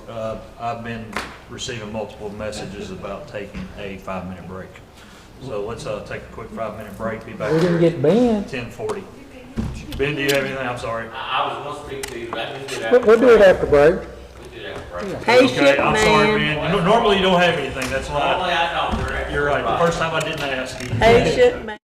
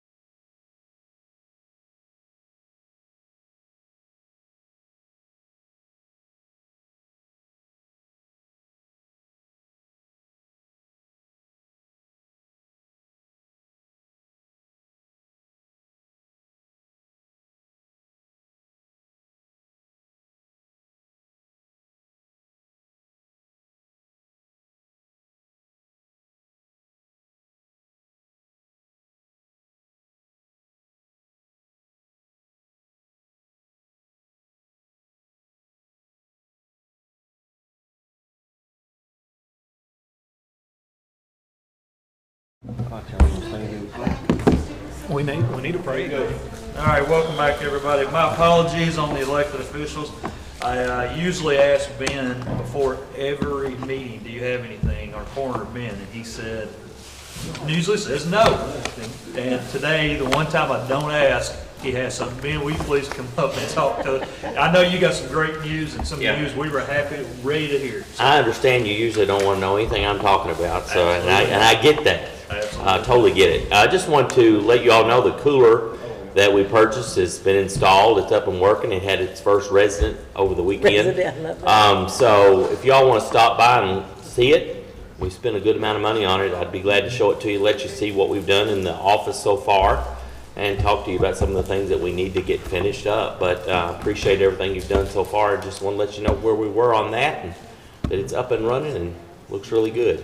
It's a great improvement. It's wonderful to get. The what? The cooler, not the resident, right? No, the cooler. The resident is no longer there. Our residents are usually short term, and they are not there. So, but I'd be glad to show it to you anytime you want to see it. And we've got, with that being said, we can now consider Young's Funeral Home no longer needed. We appreciate everything that Joey has done, and he did. You know, it was awesome that he provided us a space. We've got a refrigerator over there and one or two small items left to move, and Toomey's going to help me get that moved today. So anyway, just appreciate all that you've done so far, and things look really nice. You should come down and look at it. The office has come together really well. Yeah.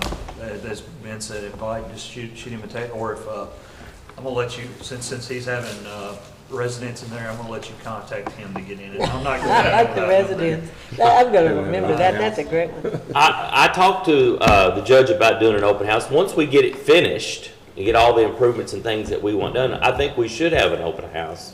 I think the residents of Logan County should see what we've spent the money on, and see that they've got something to be proud of.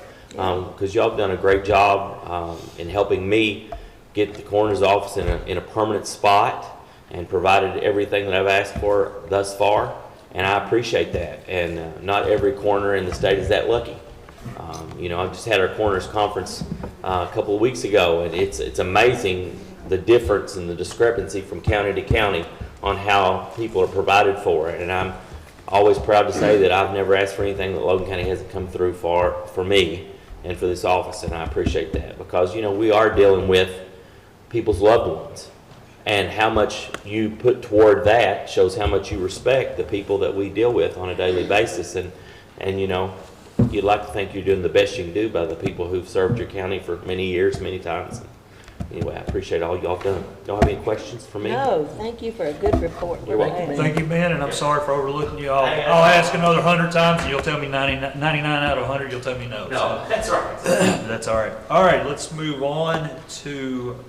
Let me make sure I've got everybody. Yeah, okay. Department heads, ECC, Ginger. Yes. I do want to say thank you to your entire staff during the bad weather, everything you did. Sheriff, same thing with you. All the fire, rescue, ambulance, all the emergency personnel done a wonderful job. Thank you. I don't know if this falls under Ginger or not. I've had a couple of people come to me and ask when the bad storm, the tornado sirens were going off and everything, the Adairsville Baptist Church was recognized as a shelter, but nobody knew about it. Right. The church only had 2 people to show up in the basement for shelter. Anytime like that, they can call us, and when people ask, we'll know where to send them. Yes. Or we can put it on our Facebook page or anything like that. Right. I know WRUS was announcing it pretty heavily. Okay. Yeah, I heard it definitely on those. Terry, Emergency Management, Terry Cole came and told me that's what he was doing. He notified Chris. They put it on their Facebook page, which not a lot of people follow the Logan County Emergency Management Facebook page, but he tries to make everybody aware. So we'll see if we can do a better job of getting it pushed out a little bit. Yeah, letting everybody know, and then if people would just recognized that they could call the city hall in Adairsville, you know, that they would have Of course, we were known. lucky enough that was during business hours. Yes. Correct. Yeah. Correct. But now, Miss Donna Blake, the mayor, she didn't know that Adairsville Baptist Church was the shelter. See, we didn't either. You know, nobody really knew. I just assumed Terry had. Terry was in and out so much, and he Right. probably thought he had said something, Right. because we had so much going on at that time. Yeah, it just, you know, just people can But call. we'll make sure we know. Yeah, absolutely.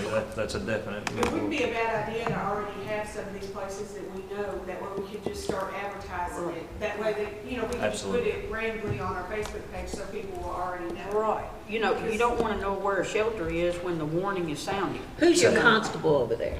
Mr. George Offutt.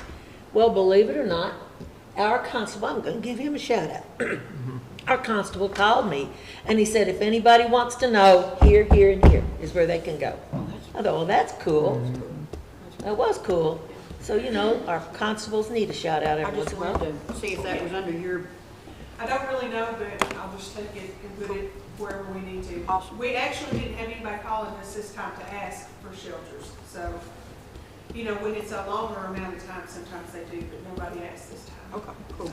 Ginger, does the 911, do you all keep a contact with RJ Corman?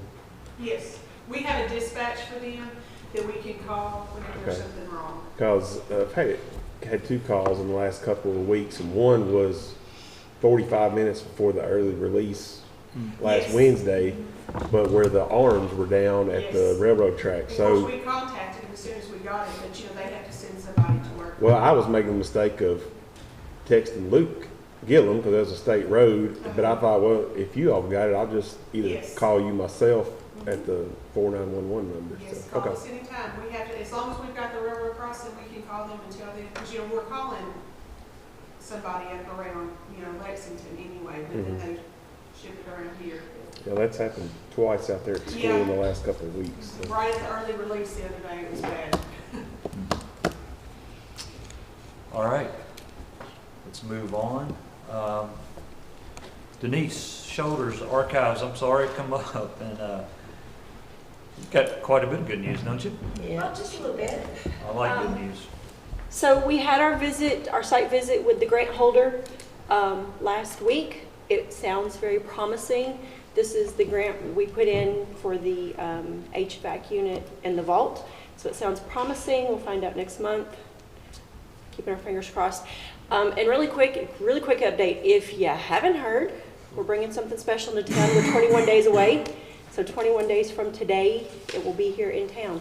Still waiting on a few approvals to get some more information out, but we still need some volunteers. So if nobody has anything to do or has some extra time between June 5th and June 9th, around the clock, we'd love to have some more You help. can't announce what it is. Oh, it's the wall, and Well, I know that. I know that. The I'm wall on a videos. volunteer list already. You are. My So, yeah, thing so it's is 21 for days the away public before- to say it. it's 21 days away until the wall that heals arrives in town. Yep. Can't wait. Wonderful. I wasn't And you're trying needing to embarrass you. I volunteers just to think I'd- basically just be, Well, we need, I don't know what's I hit something on my phone and I couldn't. you need okay, so volunteers. we need, for- okay, so the volunteer work that we need done is we need some help in the parking area to make sure that vehicles are in there well enough and nobody gets run over. The visitors tent to help pass out information, answer questions, help visitors to locate names in the directory, give them panel line numbers, paper and pencil to do name rubbings. The mobile education center to inform the visitors about the war, the country, the era, everything that's with the mobile education center, items left behind in Washington, D.C., the 2 screens for the in-memory honor roll and the hometown heroes, and also at the wall itself, primarily there you will be talking, helping with name rubbings, again, locating names on the wall, and listening. I encourage everyone to visit. So, You did bring up yesterday that you need names of people on the wall from Logan County. oh, we already And have that those. We already have those names. There's 10 of them. All of them? Yep. There's 10 Oh, from Logan County. well, I was gonna say, you've got a public forum here. We No, could we've announce got, we've that. got all 10 of the names from Logan County. We are still working on our book project, which may be what you're talking about.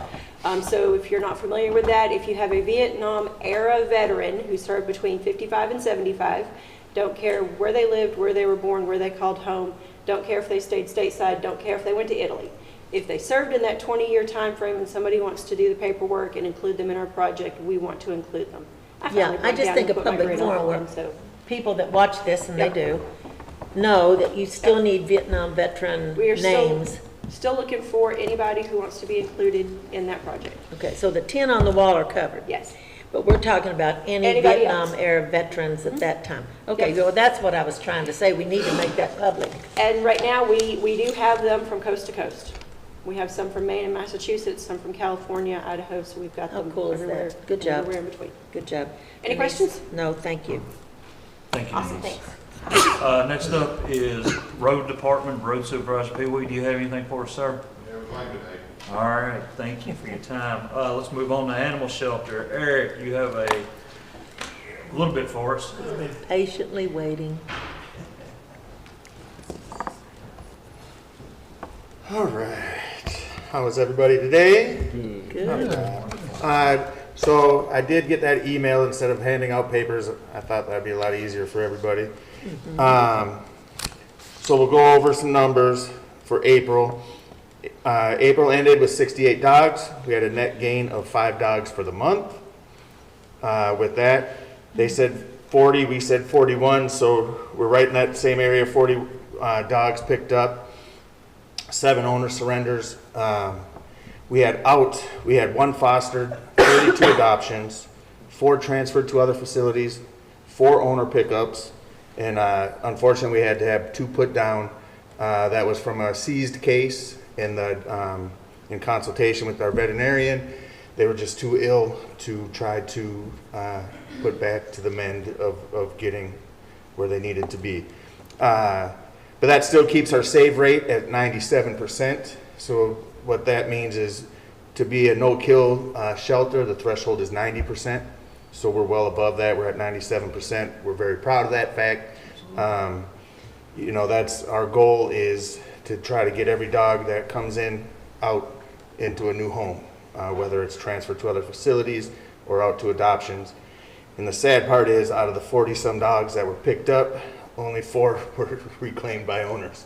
So that's kind of what we're dealing with. To date, right now, we do have 65 dogs in the facility. I had 63, I had to cross it out. We had 2 brought in this morning before we came in. So with that, we have this next, I know we talked about it, but I just want to make sure that and maybe if you guys need to vote on it or whatever, to make this a policy, because I know we talked about a way to have the dogs, how to have a discounted system. And instead of having it very, my decision or whatever, we have a number system. So, the green is obviously 40 or less, no restrictions, everything's great. Yellow is 41 to 50. We stopped taking owner surrenders and transfers. 51 to 59. We accept only ACO pickups. And then we call it the black, is once we get to 60 plus, obviously we still have to accept ACO pickups, but then we'd like to offer half price adoptions on dogs 4 years to 5 years, and free dogs 6 and older until we get down to 50. So then we can kind of get back out of that red.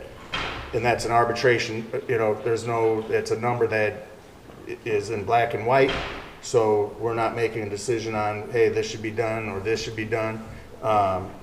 And that, would help us get to the numbers we need to be. Do we need to vote on a policy like this? Yeah, if we're having to do a change in the fee Well, I think it's a great schedule, idea. Just it makes it easier, so there's no black or, there's no gray area. This is the number we're at, and this is where we need to be. What do you think? So moved. So moved, second.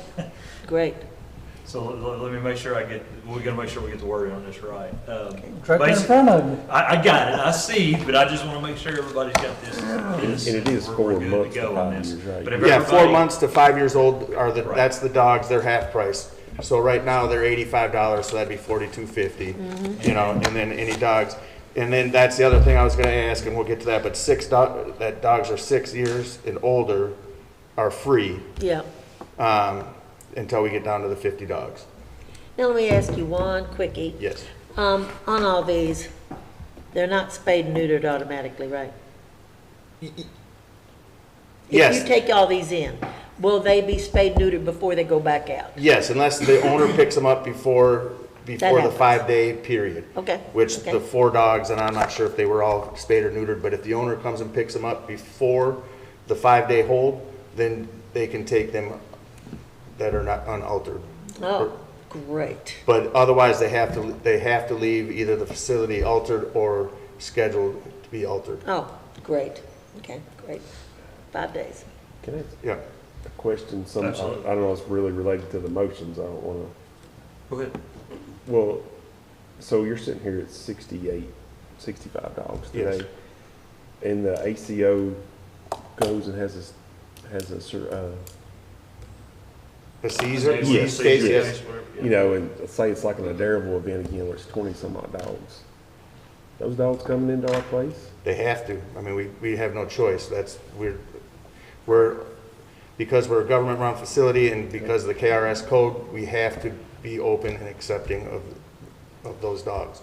And that's kind of, you know, we get a lot of flack, but that's kind of why we try to keep this system to where we, you know, because we know we have to pick up certain dogs if a seized case comes, you know. And unfortunately, like what happened with me is once you get overcrowding, you know, as I say here, the number of the kennels at the facility, we have 32 inside, 16 outside.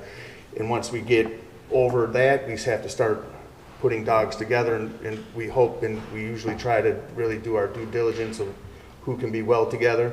Yeah. But unfortunately, they are dogs, and if Well, they get excited.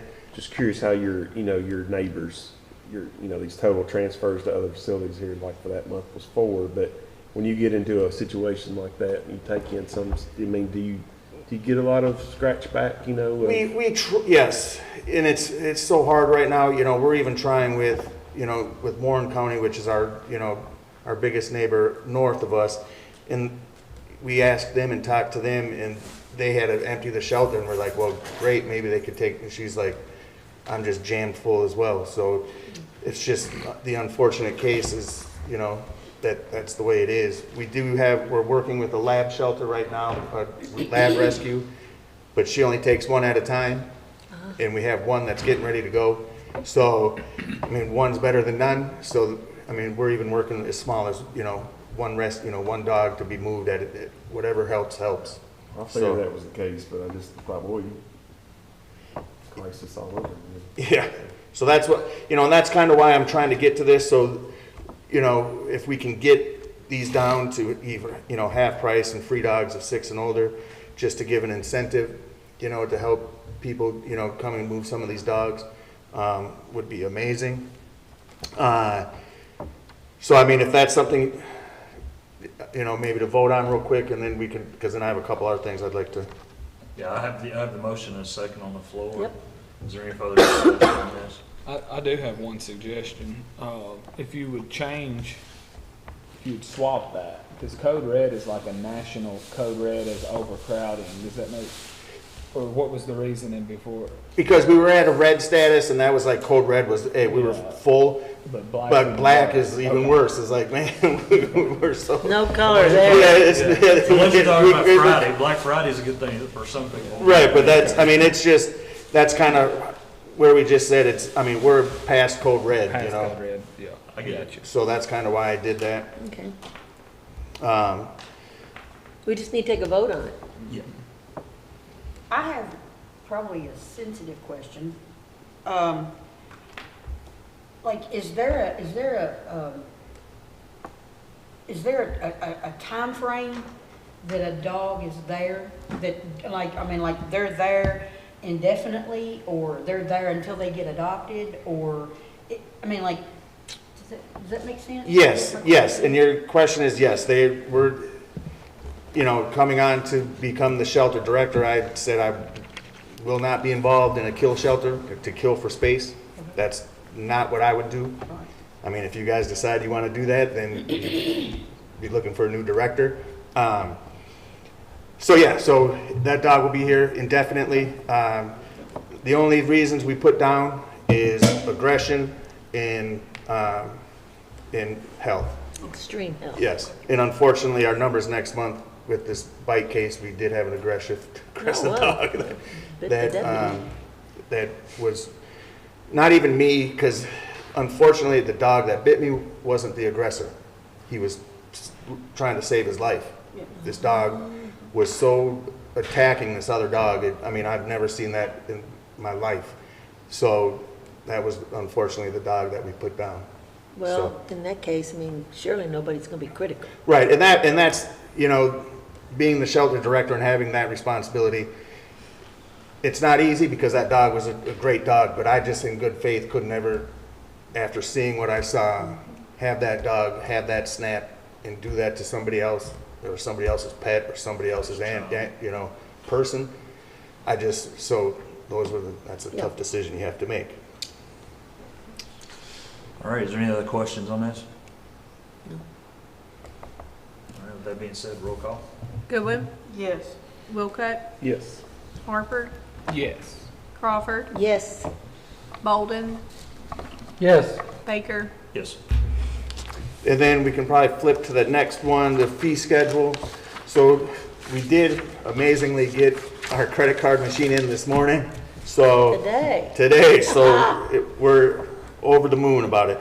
But with that being said, it is a 3.5% charge. So the question is, do we want to just add that into the fee? And then instead of saying it's $100 plus it, because then people's perception sometimes gets, well, why are you charging me a fee? So we just raise everything. Well, everything, by the way, there's not many businesses now that don't have the upcharge for credit card use. Right. So most people that would come and get their dog have already had that happen. Right.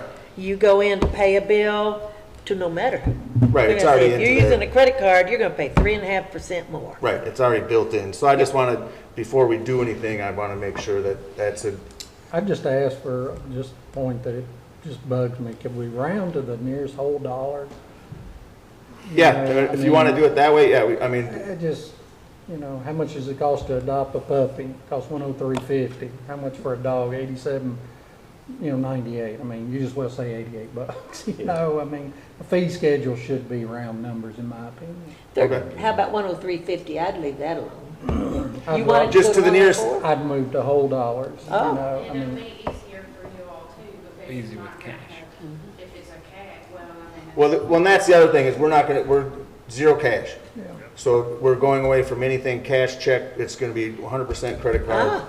So it would just This be way, on the fee schedule, and Thomas's point. Yeah, my makes point sense. is, looking at the fee schedule, what's your fee schedule? Somebody, why is it 98 cents? Why is it, 88 cents? Why is it 43 cents? Just move to the nearest whole dollar, whether that's That's up or down. Okay. Once it hits 50 and above, you move up.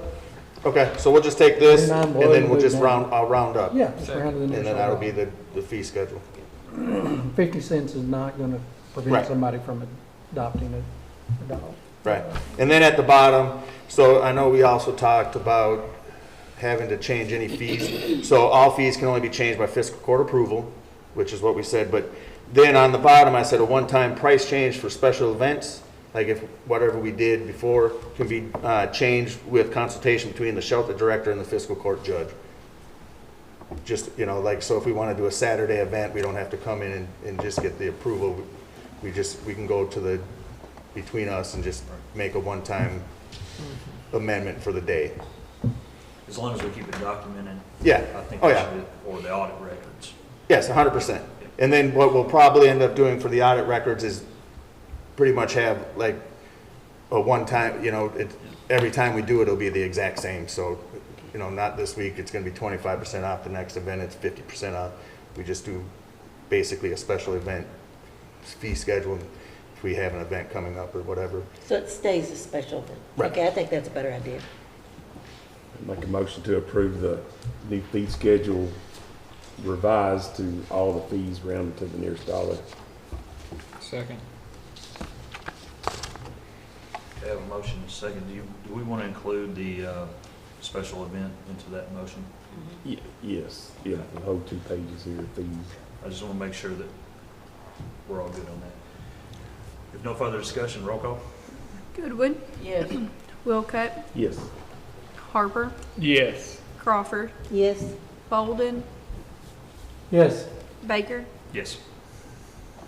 All right, so last of the animal stuff that we're looking to do our next big summer event.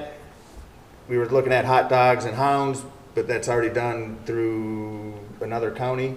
So we're thinking cool dogs and hot rods. So that would be June. And I talked to Clay this last Saturday, and I need to call him tomorrow and set up a date. It's looking like probably the end of June, the last Sunday of June. And we would do like a car event and have them park in that big open space. Yeah. Do the same thing like 12:30 to 3:30, something like that, 1 to 4. What's the name of it again? I love that. Cool dogs and hot rods. That's funny. That's great. So that's what we're looking to do. A few things now that we've kind of cleaned up and what we're looking to start moving forward with, and hopefully we get more kennel techs. We just lost 2. But we have Ashley, which she's absolutely amazing. She's our inside girl. She does a lot more than that, but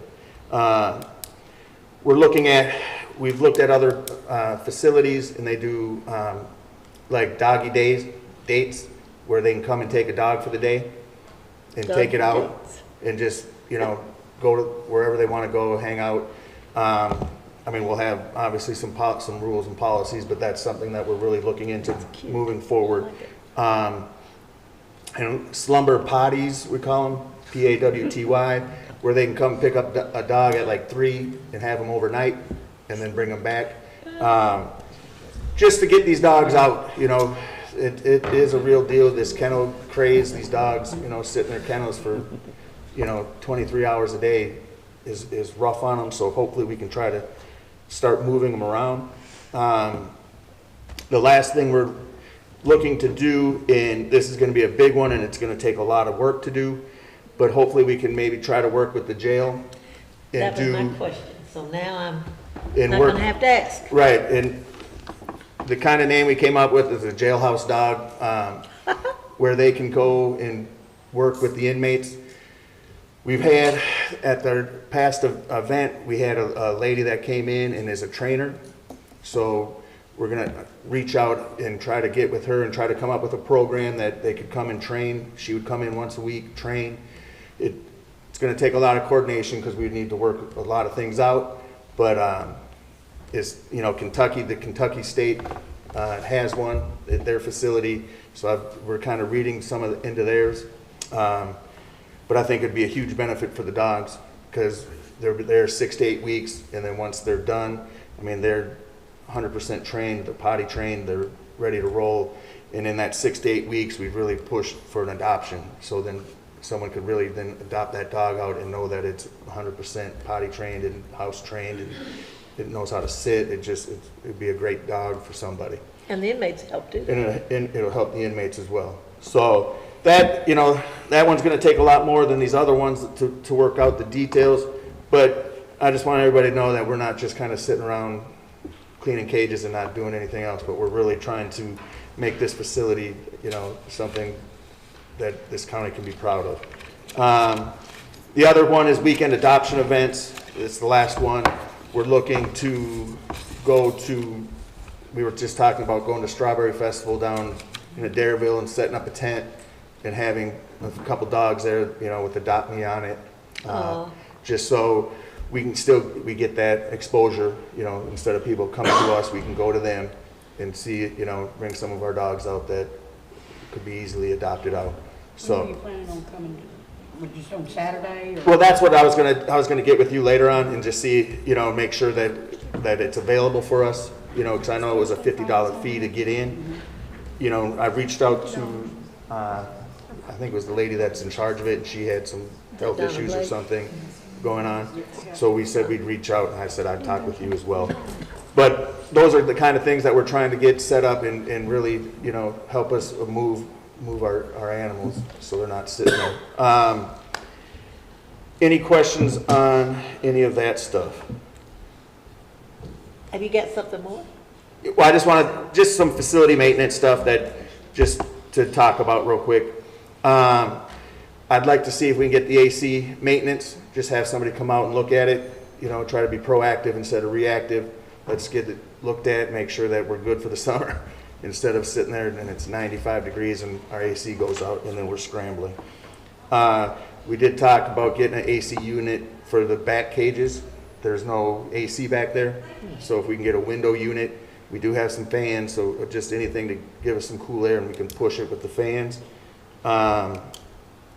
We did put 4 runs up, and I don't know if anybody's been by the kennels, but there's 4 runs down in the runs, there's 4 kennels. What we'd like to do is duplicate that 2 more times. It's really makes life a lot easier for us. We can put dogs away to feed them, you know, because we have multiple dogs in these runs. And once it comes to feeding time, sometimes dogs aren't very friendly when they're talking about their food. So we get to put them back in their kennels, they get to eat, and then we can pull them back out. And that saves fighting. We'd like to look at getting some of that. And then if we can get help somehow, I mean, we're like I said, we're short-staffed right now. We lost two kennel techs.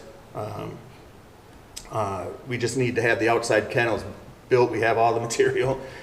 It's a progress. Well, that was my question. Now, you used to make available some of the inmates to go out there, and there was an issue. Well, I was just going to bring that up. So that was my last part. Okay. That was my I'm trying to get there. I'm running through as fast as I can because we got to run too. Okay, that's basically it. Yes, and I was going to thank Jailer Toomey. He's been great with what we can get.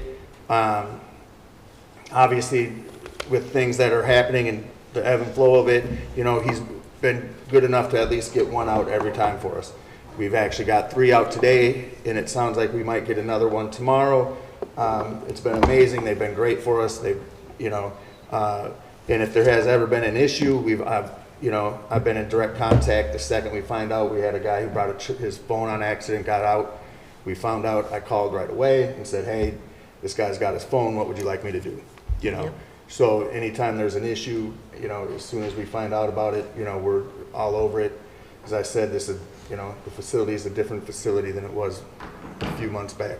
And, you know, working hand in hand with those guys, they've been great, and they've been a huge help. So that was, I wanted to say thank you for that. Yes, sir. The other one I want to bring up is Tractor Supply Company has been very generous with donating food to the shelter. So far this year alone, we've got what, 6 pallets? 6 pallets from Tractor Supply, which is amazing, and they've been very great to us. And not even a lot of pushback. We make a phone call and then they call us and say, "Hey, we got 2 pallets of food for you." You know, we got 2 pallets backed up, ready to go right now. So they've been great for us. You know, we're getting there. We're working on this facility every day, and you know, and it's turning around. You know, and we're proud of it. So Appreciate all you're doing, all those events. It sounds good. I think it's real good. We're trying. I really appreciate y'all really push on social media, keeping the dogs in front of the people, and doing a great job of marketing. So. Well, thank you. I like the young girl and making the dogs dance and stuff. That's really, that's cute. Right. That got a laugh back there. That's our daughter. She's wonderful. She volunteers her time out there along with. Yeah, I see. You know. Yes, my wife spends a lot of time out. She's out there every day. I'm there 50 plus. I don't know how most times 50 plus hours a week with me. So, but they are a team. Yes, I couldn't do it without her. So we're grateful. Thank you. Thank you very much, Eric. All right, thank you. Have a great day. Thank you. Too. Good job. Thank you. All right, moving on. Solid waste, Nathan Cochran.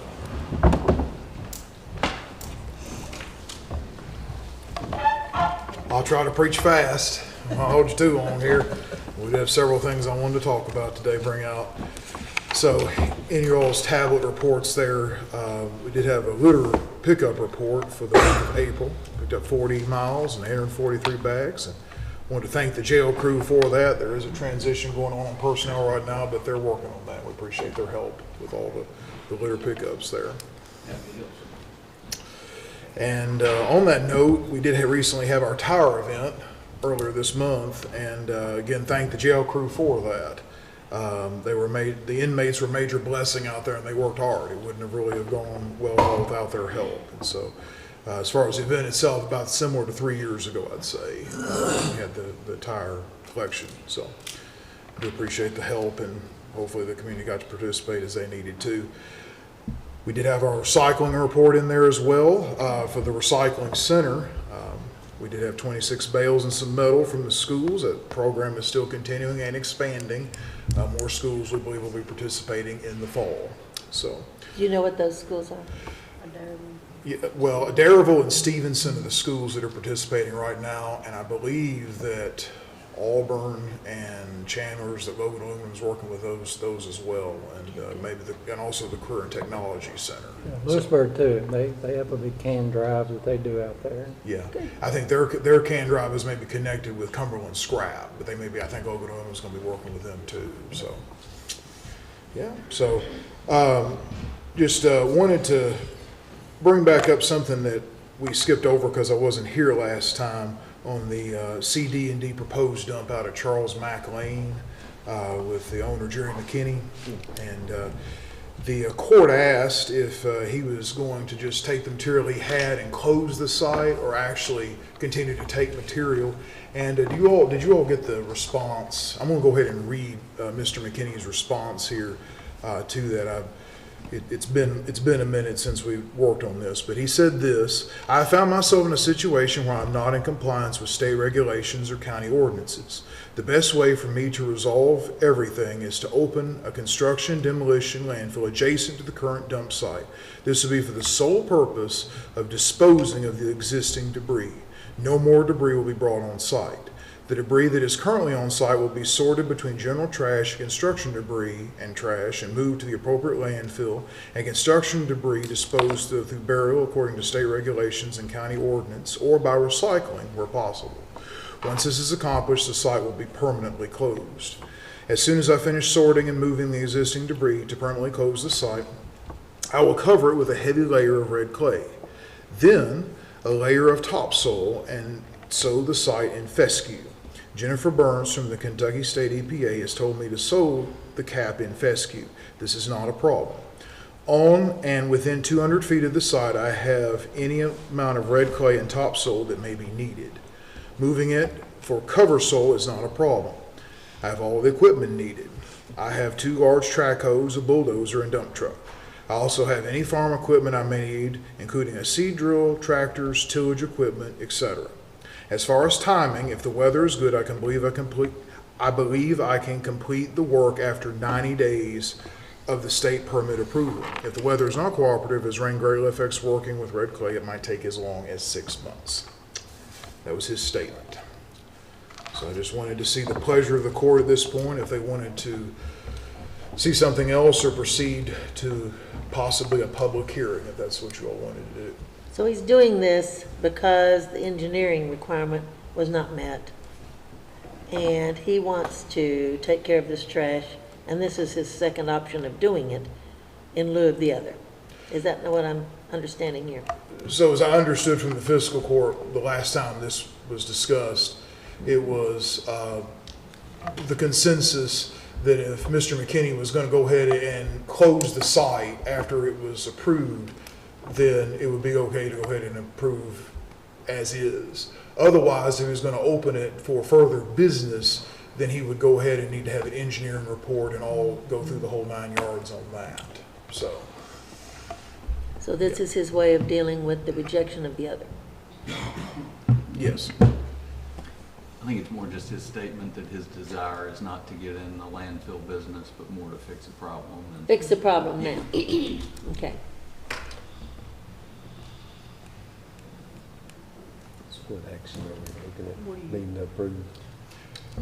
Say nothing. If he's gonna take the existing, there's no action needed of us as long as he's Yeah, it's doing not it, ready to actually approve the site yet.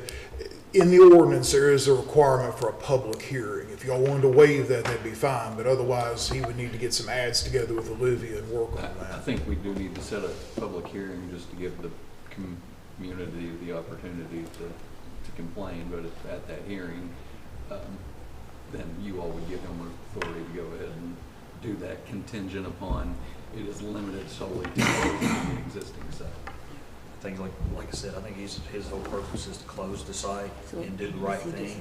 So if it's a favor of the court, we'll go ahead and schedule a hearing. So that is the public, okay, We'll go ahead and schedule a hearing and then okay. go from there, but I'll need a motion to schedule a hearing. Would it be for the next court or further down? We can't get in, we won't be able to get it advertised, so it'll What'd be you say, Joe? probably the first one. Whenever they can get it advertised. Okay, Most that's what I was likely gonna say, the it has first to be in an June. advertisement. Right. Okay, okay. So what do you say? I make a motion to have a hearing first Public of June. hearing. Public hearing 1st of June for the Charles Mack Road dump Correct. site. Correct. So between now and then, if you just make a public announcement. And he has to pay for that, Mr. McKinney, and he's gonna work with Olivia. We've already talked about I that. second that, that sounds fine. Okay, I have a motion and a second for Yep. the hearing to be advertised. No further discussion, roll call. Goodwin, Yes. Wilcutt, Yes. Harper, Yes. Crawford, Yes. Bolden, Yes. Baker. Yes. All right. We did have this very morning some grants come in that we were awarded, so we do need approval to sign those. And so Just this morning. it came just in. this morning, so the judge likes good news. We did get some on our recycle grant especially. Yes. We did have the application, if you remember, we've already filled that out for the skid steer and some advertising for our recycling center. And everything was approved. Every dollar amount we asked for was approved. And I believe that's in your tablet report too. And so he just needs permission, Judge Baker, to sign What was the this. other grant? It's a household hazardous waste grant, which I'll talk about next. I make a motion to allow the judge to sign the appropriate grant agreement. Second. Have a motion and a second. No further discussion, roll call. Goodwin, Yes. Wilcutt, Yes. Harper, Yes. Crawford, Yes. Bolden, Yes. Baker. Yes. A little less good news on the household hazardous waste grant. Both the household hazardous waste and e-scrap portions were reduced in the amount we asked for. The actual bid we got less. It was 13,000 for the hazardous waste part, we got 10. And then for the e-scrap, we asked for 1,500 and got 1,000. So 10,000 instead of 13,000. Yeah, so it is something I'm gonna have to work on. That's gonna be a project for me, to reducing maybe what we take in, up the TV charge to recycle. $12,080. And, Okay. work on some ad budget, maybe shift some money around. There could be a bid, in this case, the county would have to pay for this event because they reduced our amount. But I would ask that the court would go ahead and sign this, and we'll work on it to make sure that whatever the county would pay will be as low as possible. Make a motion to approve the judge to sign this grant. Second. I have a motion and a second. No further discussion, roll call.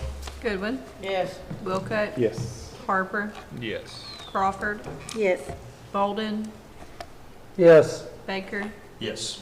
And I am on the agenda a little later for another grant that we'll talk about. So not too much fire and brimstone, but I had someone Yes. I had a couple of people call and tell me to tell you that the tire day was a blessing. Like big farmers are really using that and they're very appreciative. yeah, I know you all have some down that way, and we noticed them coming. We're glad we could help them. Mr. Lee wrote, yeah, he called to let me know, and a couple others did too, but he said, that was awesome. I just wanted to let Especially you the know. tractor tires, they have no other option. Yeah, I just wanted to let you know. Flower beds. Thank you. Yeah. Anything else? Thank y'all. Thank you, Nathan. All right, I don't think I have anything else as far as department heads, so let's move on to the judge's announcements. Denise Shoulder sends me these, brings these to me, and I'm very appreciative of her. Let's start with May the 16th, Parents of Addicted Loved Ones meeting. This is a rolling, I'm not sure exactly which day, but This is held at 6 p.m. at the Logan County CTC on Willingary Road. This is a monthly event. This time is May 16th. Strawberry Festival. I got several things involved with this. That starts this week. Strawberry shops open and craft vendors will be on the square at 3 p.m. The rides will begin at 4 p.m. The evening ends with karaoke with Clay Blue. That's May 16th, sorry. May 17th, once again, the Strawberry Festival continues with vendors, shops, the Kids Parade at 3:30, rides open at 4, and the evening ends with Dancing in the Street, music by 4 on the Floor at 7 p.m. May the 18th, the Logan County Genealogical Society Saturday hours. They will be open from 8 to noon. If you need to swing by or just want to call, 726-8179. Also, Stacy had alluded to this. The clerk's office will be hosting their Saturday for vehicle only from 9:30 to noon. If you receive a form that says CPVA, you will need to see them by Friday before they close. On May the 19th, I think that's this Saturday, the Adairville Fire Department Station will be holding their pancake breakfast. They will be open from 5:30 to 9 at the fire station on Nashville Road. And then the last thing I have, which is going back to the Strawberry Festival, is That's the parade. 18th. 19th would be Sunday. Oh, my apologies. You're right. My apologies. She had it laid out right. I just misread. May the 18th, that's Saturday, continues with the parade.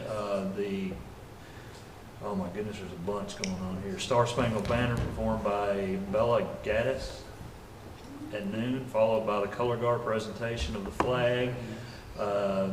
There's all kinds of things going on. The parade begins at 2 p.m. and then they're dancing again with Tyrone Dunn and the Kinfolk at 7:30. All right, with that being said, let's move on. I don't have anything for reports.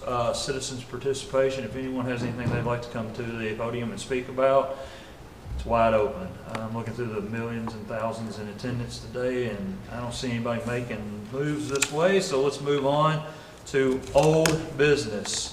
First up is open bids for the plumbing maintenance at the Logan County Detention Center for fiscal year 24-25. With this time, I only received one bid, so we're going to go ahead and open that one. This is from HMC.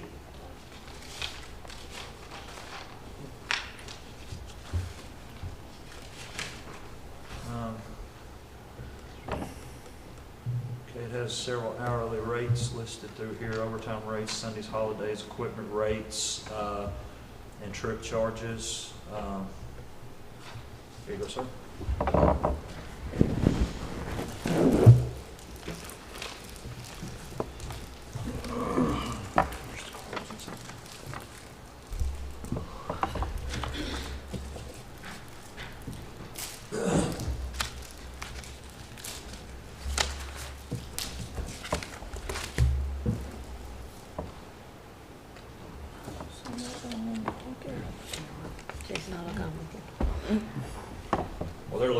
While they're looking over that, I'll go ahead and, there's one thing I did miss. On this Thursday night, Celebrate Recovery meeting will be held weekly on Thursday evening at the Lewisburg Community Fellowship, 197 North 2nd Street, Lewisburg. There's a light meal at 6 p.m. followed by worship at 6:30. Oh, it is. Chris makes.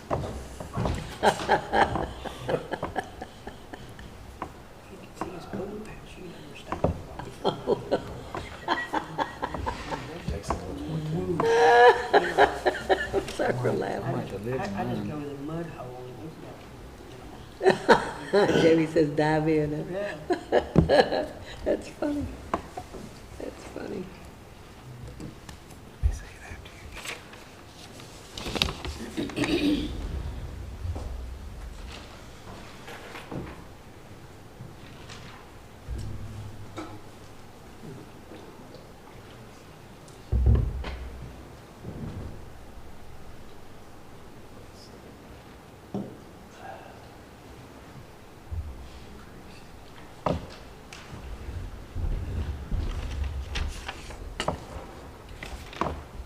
Jamie, have you seen this? I did. Thank you.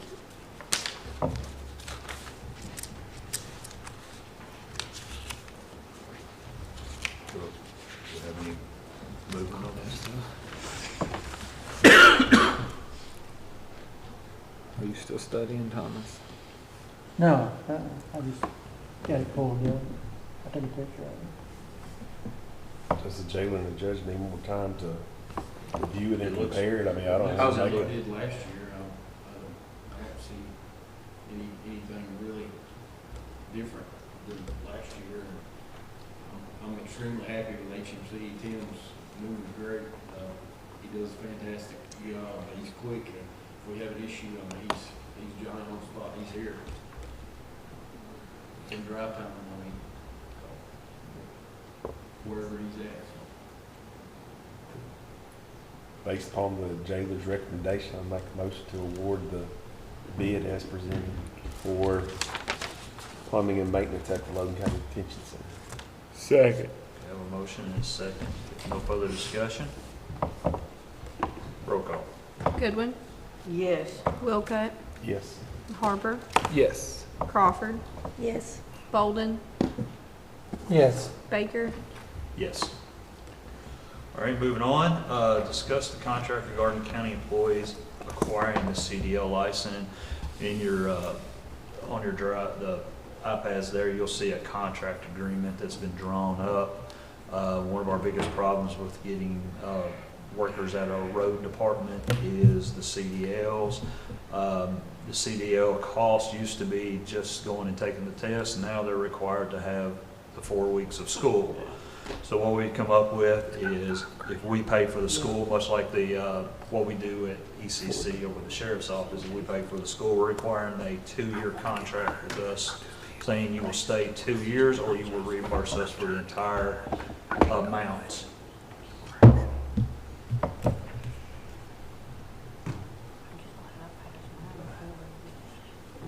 I have any action on this? I agree. I mean, I don't know, I think it's a good idea. I mean, you have to have some kind of assurity that they're not gonna get their CDLs and just leave. I guess I just need a motion to accept the. Make a motion to accept. Second. Okay, I have a motion and a second. Is there any further discussion? Judge, is that requirement, is that like a state statutory, and does it apply? It's actually a national type of requirement. Does it apply to just any CDL, or if you are county, government? Farm is still exempt, but county workers, state workers, normal CDL drivers is. I wish they would push for county and state to be done the same way, but you were having to go to the National Department of Transportation. They're not going to change that for state workers, county workers, and everything, because realistically, our county workers never really go out of our county. So we're less than 100 miles away at any given time. But I've talked to several legislators about this, and there's no movement at all on this. Unfortunately, there is no movement. But this is the new requirement to receive a CDL. I wish, as I said, I wish the county could be considered the same as farm and have that exemption, but we can't. For 2 years, or they'll pay for it. Because trust me, when I found out we was having to do this, it drove me absolutely bananas. 2 CDL drivers. So with that being said, I have a motion and a second. Is there any further discussion on this contract? Are we limited, like Chris was pointing out, or how many people are we gonna allow to have that? At this point, I'm only budgeting for 2 a year. Okay. And at this point, but if one drops out, they are required to reimburse us, so then that allows me to open up for another one. So how many do we need out there? 5 or 6 people at all times with the CDL? All of them. All of them, okay. Well, How many do we with that being said, at any given time, I'd like to have a minimum of 3. Right now, well, actually a minimum of about 4, because right now we've got 3, but they're not always available because they're out working on equipment or they're out using equipment. So there's always an emergency driver that we need, for the dump truck. They need to load gravel. With this, we'll be able to have. I've got 2 already lined up, ready to go. One is actually, to be honest with you, one is actually in school right now. because we needed CDL drivers, and he was eligible, we sent him. We took it out of the road fund, the money out of the road fund to cover it, but he is willing, as soon as this contract, I've discussed it with him multiple times, as soon as this contract is ready, he's ready to sign it. The other guy had no problem at all. He said it makes 100% sense. What it boils down to is if we give them their CDLs, we send them to school, and we don't have this contract, they're gonna leave us and go to work for someone else. This just ensures we at least get 2 years from our efforts. Yep. Is it 2 years post? 2 years post completion. Once they receive, and if that for some reason they can't get to receive, it backs up to when they started school.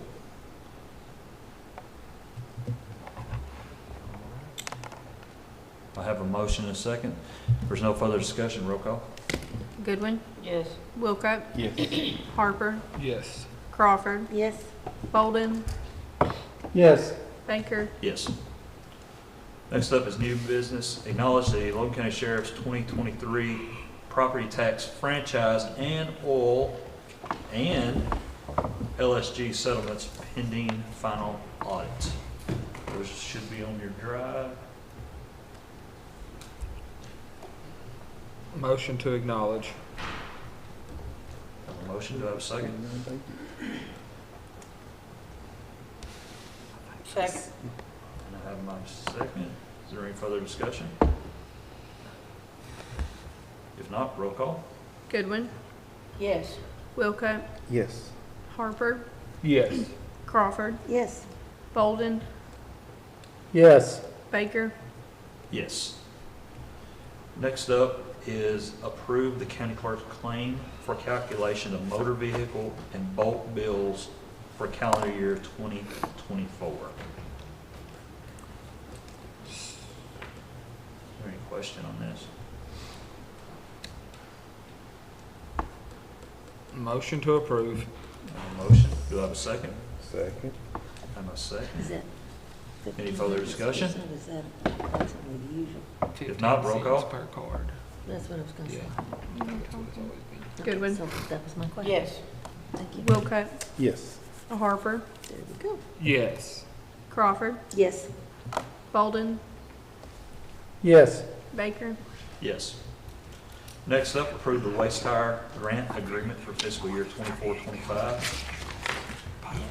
So just to let you know a little bit about this, every year we apply for this same grant to help us with waste tire disposal.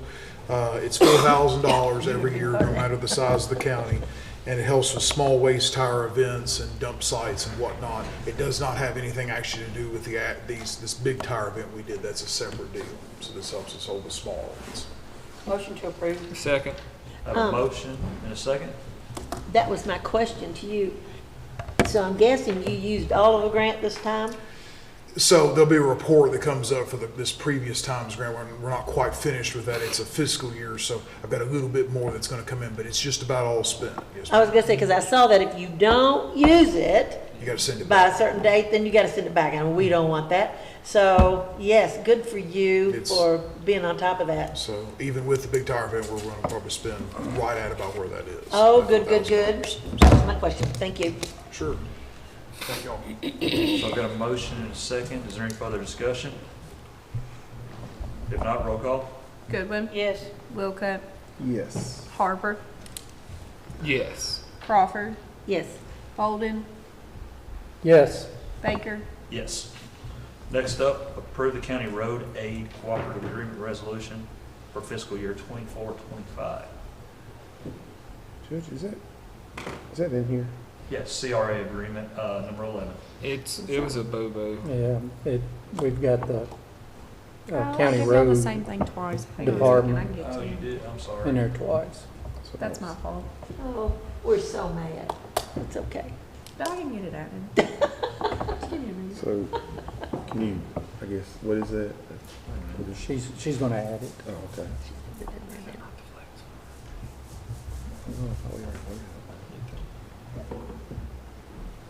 You're talking about the county road aid where we give a percentage of our rural secondary road money to the emergency. So like if you've got Yes, sir. If you declare an emergency, so if your county road money is $1 million, you give a small percentage of that back to this program.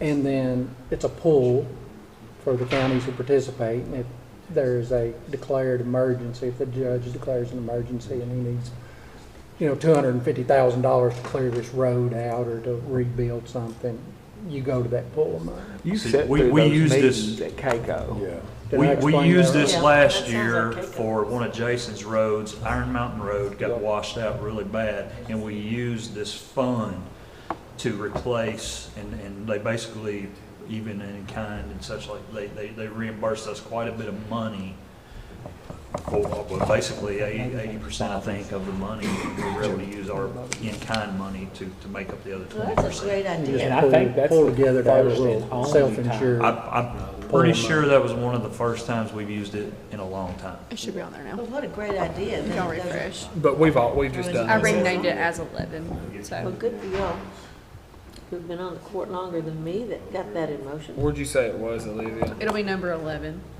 I deleted the other one. Probably have to refresh, won't we? Yeah. Yeah. All right, here we go.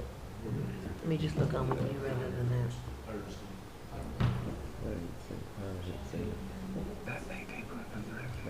Mine didn't refresh. That's okay. Let me just look on with you.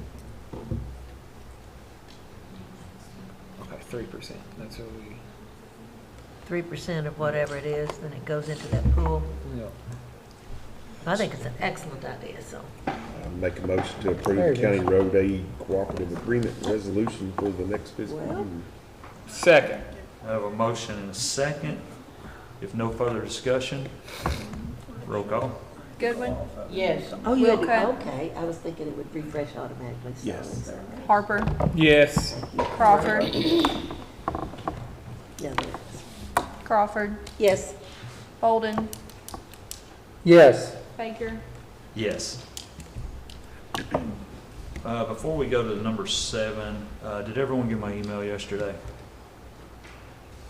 Okay. This is approval of the first reading of ordinance number 24-22002, the proposed budget for fiscal year 24-25. Those of you guys understand, I'd like to put together a budget committee.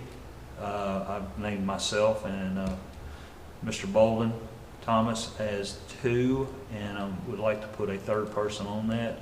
This is the first reading of the budget. Basically what we do is you're just basically acknowledging the first reading, and then I'd like to put the budget committee together to go back over this budget and then bring the results back to you guys. I'd be willing to serve on it. Good job. If the court approves. I mean, do we need to make it that committee right now? Or We just can- we don't have to form We it can make go it? ahead and approve this, and I can do it in post, but I'll make a motion to approve the first reading of ordinance number 24-220-02, the proposed budget for fiscal year 24 to 25. I have a motion. Do I have a second? I'll second that. I have a motion and a second. No further discussion? Well, I Sorry. do want to make a comment. I am going to vote yes, but only to the understanding that Yes, this sir. opens up to be a working document. I don't want to be on record that I approve this As is. as is. Yes, sir. Okay. And that's why I brought up what I did before we went into the approval on this. We have had this, in the workshop, we had this discussion, Yeah. but we never made the changes that needed to be made. This budget committee will be able to sit down, make these approved changes to the budget as needed, and then come back as a recommendation to the court. Okay. Yeah, I'm good with that. If no further discussion, roll call, please. Goodwin, Yes. Wilco, Yes. Harper, Yes. Crawford, Yes. Bolden, Yes. Baker. Yes. With that being said, moving on to discuss health insurance renewals for 24-25. Jason, I believe you have all the information there. Yeah, so we've got 6 motions that we're fixing to make. It's gonna be a lot to take in, but it's the exact same thing we did last year. So each of these motions are pretty much copied word for word from last year, right, Amanda? I mean, They are, the only changes are, on the FSA amounts, we always increase it every year to whatever the, IRS allows for us to do on that. And then the only other thing is we had talked about going with, ACA Prime on the Affordable Care Act. I did the research, it is quite a bit cheaper than what we're currently paying. So in that motion, instead of it being Capstone Administrators, you will see that it's ACA Prime. Thanks for doing that research. so I'm gonna make 3 of these motions, and then Thomas is gonna make 3. Middle school, man, I didn't have time to read it beforehand, so. Any other questions about, everything stays the same as far as our cost to employees, and so. Just the only thing was the change of provider. Okay.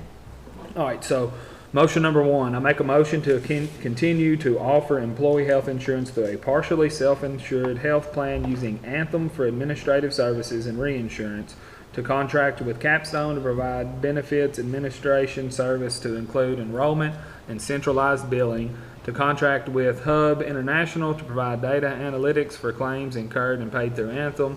The plan will be funded at the max claims level and the health reimbursement arrangement HRA at 100% utilization for fiscal year 24 to 25. The HRA will remain at $2,000 annually for employee only and $4,000 annually for employee independent. I have a motion, do I have a second? Second. I have a second. Amanda, is that, in that first motion, are we still using Capstone? We will use, Capstone for, the centralized billing. Okay, all right, That's benefits software essentially. okay, thank you. Do we need to vote on each one? Yes. Let's vote on each one Okay, well, I individually. guess we're ready then. We got a motion and a second. All right, any other discussion? No. If not, roll call, please. Goodwin, Yes. Wilcutt, Yes. Harper, Yes. Crawford, Yes? Bolden, Yes, Baker, Yes. It's written out for you. I make a motion to enter into a contract with McGregor and Associates for SSA services at $4.25 per month per employee with a $100 annual renewal fee, and HRA services at $6.50 per employee per month with a $100 annual renewal fee for fiscal year 24-25. Second. A motion and a second.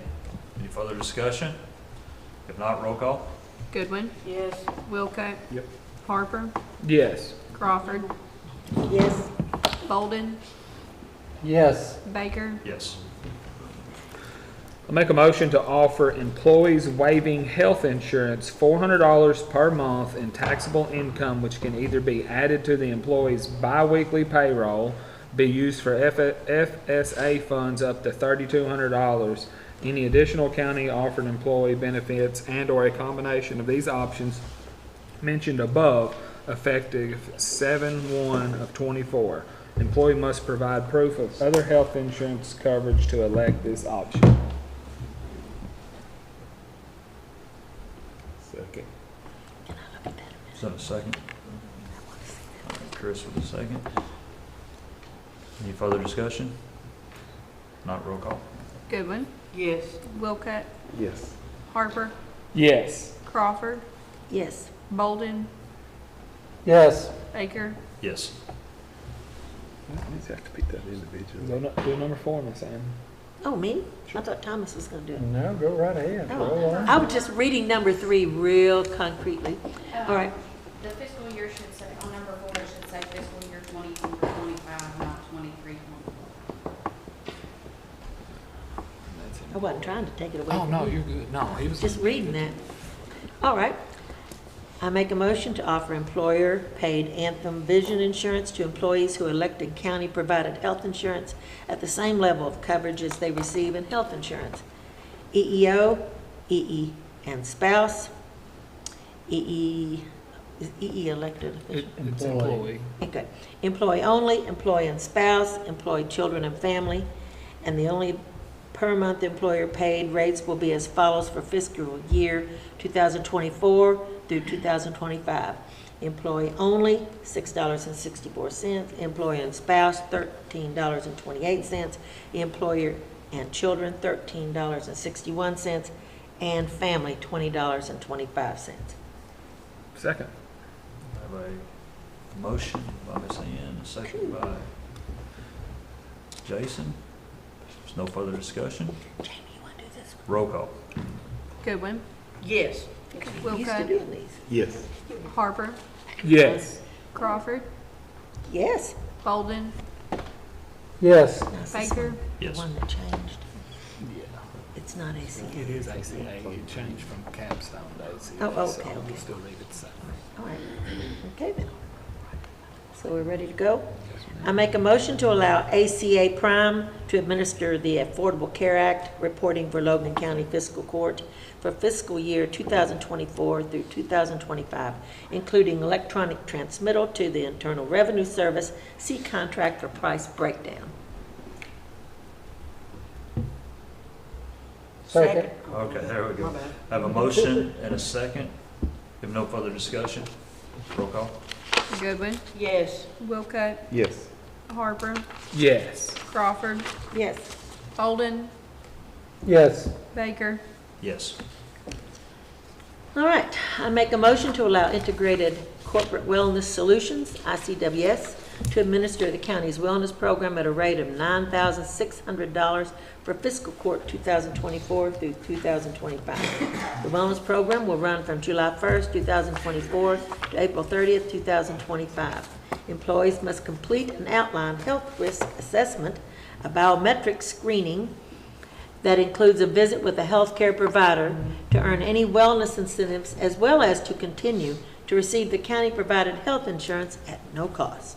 Employees who do not complete the wellness program in fiscal year 2024 through 2025 will continue to pay $25 per month for the employee portion of their health coverage on July 1st, 2025. Employees may additionally participate in other wellness functions to earn up to 2 days of paid time off, which may be taken or sold during the 2024 through 2025 fiscal year. Second. I have a motion and a Well, second. that's cool. No further discussion, roll call. Goodwin, Smart move. Yes. Will Cut, Yes. Harper, Yes. Crawford, Yes. Bolden, Yes. Baker. Yes. All that being said, I think we talked about it in the budget a little bit, and I may be a little bit wrong about that. Amanda, correct me if I'm wrong. The health insurance went up about 11%. Is that correct? Was it 11? Went up, I don't know. I've got it in my thing. I have my paperwork over here, and I did talk to Kelly about that, and, so he could give me the premium equivalents, and, he said between the two, he figured a $22,000 difference between last year and this year, so. Yeah, but it was an increase, but because we had a laser last year of 225,000, that laser went off. So basically, the increase that the health insurance went up, the dollars really didn't change. They were within $20,000 of one another's because almost the same amount it went up. A line item that was on there last year, which is called a laser, went off. We had a known event that was going to happen, and so they penalize you for that. They know it's going to happen. They stick it right on you up front. You pay it, and or they pay what they anticipate it might cost. And, So basically, it's never gonna go down. well, I mean, the laser came off, but the health insurance went up because To cover for it. we were no, it wasn't nothing to cover. We paid for that laser up front. No, I meant to cover for any offset savings. No, I think it's just the way the math worked out. Is our health insurance went up 11% due to claims. You're Whatever, incentive. okay, You're whatever. incentive. It's part of being self-funded, so with self-funding, you got your insurance, and it's one set price, and you got your reinsurance. It's a whole can of worms to go into that, but then you've got, they can identify a known health issue that's gonna carry over to the next year, and they're gonna target that individual or multiple individuals and say, we know this is gonna cost $250,000. We're gonna put a $250,000 laser on it. Y'all are gonna be responsible up to $250,000. And if it goes to $700,000, then we're gonna eat that, but we're targeting it at $250,000. Okay, And so okay. now that's okay. gone. So with Okay. that laser, our overall coverage, if we wouldn't have had an increase, would have been $225,000 less. But since we had 11% increase on that one line item, it offset each other and got within Okay, $20,000. okay, I misunderstood what was happening. And to that point, that is when we do the motions, data analytics are what provides that information for us. We do not see anything that is regulated by HIPAA. So if they tell us you need to, we're giving you a laser on a specific thing, we don't know who that's attached to. So just so people are clear on that, the data analytics provides that information through Anthem and their doctors. It's not something that we see and review. Okay. So Well, get you right, explained it pay it perfect. up front, right? But Sure. what if those people leave? They keep it. It's part of your premium. They hit you with a $225,000 laser, they keep it $225,000, whether that event happens or not, is my understanding. I asked That's when what you just said. that hit us last year, it's like, well, we don't even know if this event's gonna happen. Well, their data says it's gonna happen, and for that reason, they put that laser on there. If it don't happen, if it happens to a lesser amount or to a greater amount, it's just part of insurance. They just keep it. So, But through our reinsurance, we have built into our insurance package $100,000 per person. So we could have 10 people that hit the $100,000 threshold and we would be covered. Right. Okay. And then if it's something more than that, then that's when they'll identify. And like she said, that all the analytics, I mean, it's a spreadsheet and it knows everybody's claim for not the individual name, but the issue. And then they can look at that and foresee with medicine and surgeries and stuff. Very, very in-depth. Okay, I was gonna say, just to hear it, you're thinking, wait a minute, but, okay. All right, we ready? Yep. Forward. Next up is discuss the Logan County Treasurer's bond for fiscal year 24-25. If I'm not mistaken, this is because of the auditors, is this what we're talking about? Yeah, so during our exit conference with the auditors, there were some questions about bond requirements for anyone that actually collects tax money for the county. And my bond is set at $250,000.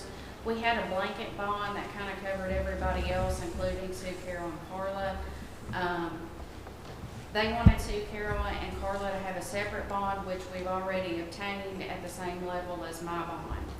One of the things that they said was they kind of felt like my bond should be probably more than $250,000. So I did some research, and since July 1 of 2023, there have only been 11 days where we collected new money in excess of $250,000. They suggested a rider, but I'm not sure that we can do that because those days were very sporadic. Like it was one day in July, 3 days in August, 1 day in November. I mean, they were very sporadic. So the auditor requested that we kind of do the same thing that we do on the sheriff's office, where we have the fiscal court decide if they are assessing the risk and feel like our bond is adequate for the risk that we're taking, or kind of what the court wants to do. so noted that we've assessed the risk and no action is felt needed. It's my opinion. Yep. And if we can just make that a part of the official court record so they know that you all did address that Just in our acknowledge. next audit, I'd appreciate it. You need that in a motion or just in? Yes, right now, she's Put asking that in for the it. form of a motion. It was noted that no action required. Second.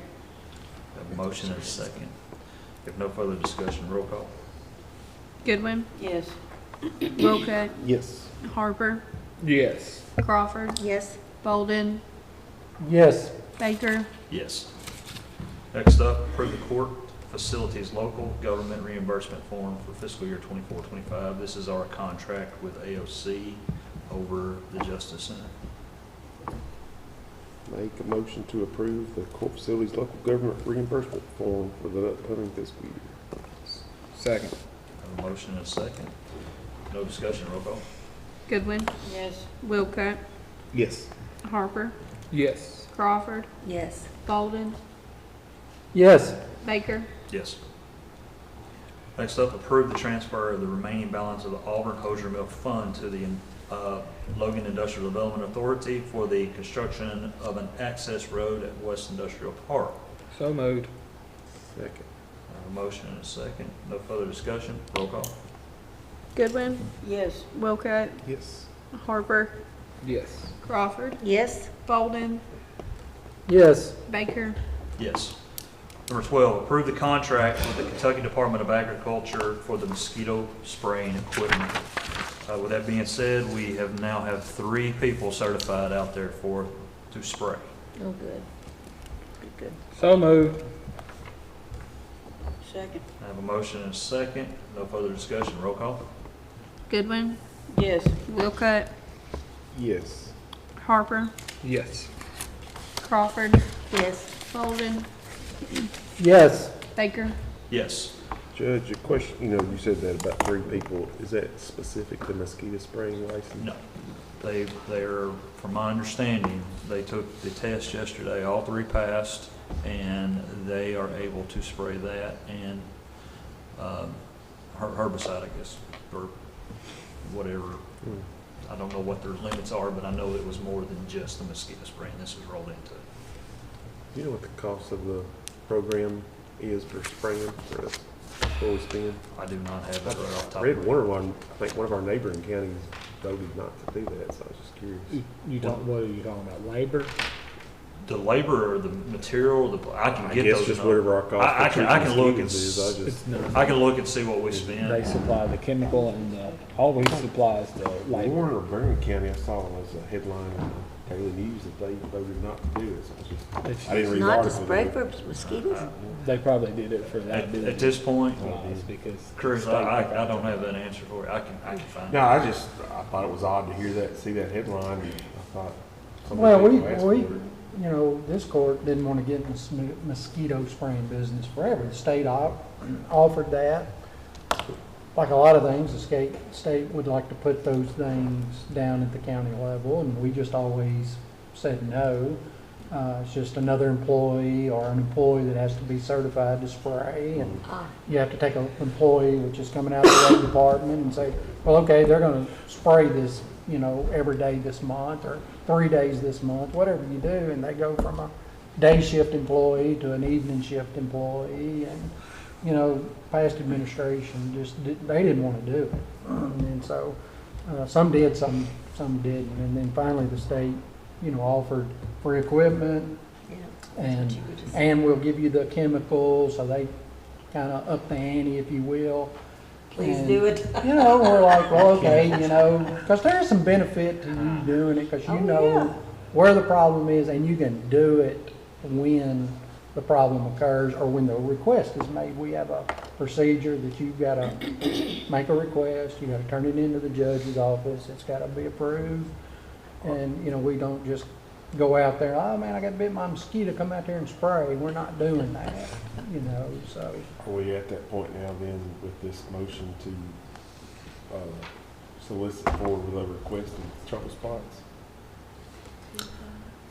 One more time. I got 2 conversations going. Are we at the point then with this approval that we're going to solicit input on the trouble spots? Yes, yes, yes. What we're gonna do, once we sign this off, we'll go up and get the machine, we'll get the chemical, we'll bring it back, and then we'll start relying on you guys to contact Cindy at the road department to tell her where you are getting the most frequent needs for. As a pun, to Where get off you into are, the weeds. there's no question. What about the hemlock stuff? You know, I mean, do we need to do more That's research probably a about that or discussion something? that we need to have about what to do with it, because I sort of honestly. took it the way Ms. Moore made a comment that we've missed the ideal springtime by a few, I mean, like it should have been done like a month ago. but- You know, and I agree with that, but, you know, we didn't have any people, we didn't have any spots available. That's for right. it. We didn't have anybody certified to spray, so I'm willing to spray and try to spray what we can, but there's only, with that being said, there's only so much that we can do Well, on that maybe side. it's too late, but does these people have to be re-cleaned annually? Certified? I'm not sure. I don't think so. I think it's a one-time deal. I really do. I think if once you get your certification, now you may have to reinvest in it every 2-3 years. I'll find out for you. I was just excited to hear that all three of them passed and they were ready to go, so. Well, I thought at didn't least ask if them nothing to. else, it'll maybe equip us for next spring. If next spring, if spring is the time to do it, maybe we'll be prepared for next spring. Yeah. But that's spraying in this spring. I'll make sure that they're ready for it. That's right, yeah, but I guess I'm assuming that the license is good for both, I hope. Spraying, depending on what you're spraying for. I took Lori turkey hunting, 3 or 4 weeks ago, whenever it was, and, I was just sitting there and I got to looking That plant? it's like, man, I've seen that somewhere before. Yeah. And I mean, I'm talking about it was in a big old area of it, and it was on my mother's farm, and it was poisonous hemlock. I mean, I wasn't rolling in it, don't get me wrong, but, I was like, man, do I get up and move or not? But anyhow, you know me, I'm just stuck it out. I lived, but we did spray it. You're My here today. My nephew sprayed it the next day and killed it all, but that stuff, I talked to a farmer, and he said, man, it's on every farm. He's Yeah. got it. He said I keep looking that at ours stuff and is thinking, just taking over everywhere. yep. I wish there was something good, but I mean, I don't know. I mean, this stuff spreads and it gets on the right of way. We can only manage the right of way. I mean, you guys know this. We can only manage the right of way, and we'll try to do what we can, but we can't focus. Mowing's taking care of a lot of it. Yeah, a It's lot not of it. killing it, but it's keeping it from spreading and going to Keeping seed the and. blossoms. Yeah, Right. That's the So big thing. that is gonna Those help, and I'll have blossoms out there. I'll ask the guys to kind of keep an eye out for areas, and, that, like I said, there's only so much that we can do, but we'll try to do what we can. All right, did we get? Yeah, you're Gotta gonna, vote. you're we're good ready to for this? move on to Okay, I'm 13. sorry, I got on discussions there and I lost track of where I was. Number 13, approve the annual contribution of the August 8th Emancipation Proclamation Celebration Parade Committee to the amount of $200. So moved. Second? Motion is second, no further discussion, roll call. Goodwin, Yes. Wilcutt, Yes. Harper, Yes. Crawford, Yes. Bolden, Yes, Baker, Yes. Next up, number 14, hold the public road hearing for the purpose of adding 331 feet of Clearview Road to the Logan County road system. I don't see anyone here to object or in favor of, so with that being said, may I get a motion? Make a motion to add 331 feet of Clearview Road to the Logan County road system and acknowledge that no one is here to speak for or against the hearing office. Excellent. Second. I have a motion and a second. No further discussion, roll call. Goodwin, Yes. Wilcutt, Yes.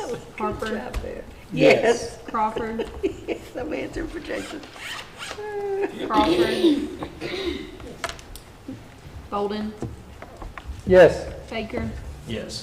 Number 15, approved to advertise for bids for the emergency medical service for fiscal year 24-25. So moved. Second? So Motion and second. we do this annually? Yes. Okay. I don't know if this was in response to something or what. So, I have a motion and a second. If no further discussion, roll call. Goodwin, Yes. Wilcutt, yes. Harper, Yes. Crawford, Yes. Bolden, yes, Baker, Yes. Number 16, hold the first reading for Logan County Fiscal Court's approval positions list. That should say and salary schedule for fiscal year 24-25. This is the first reading. The salary schedule, if you refresh your tablets, the salary schedule is now back up there. That was my fault. I was sending Olivia short for what I should have.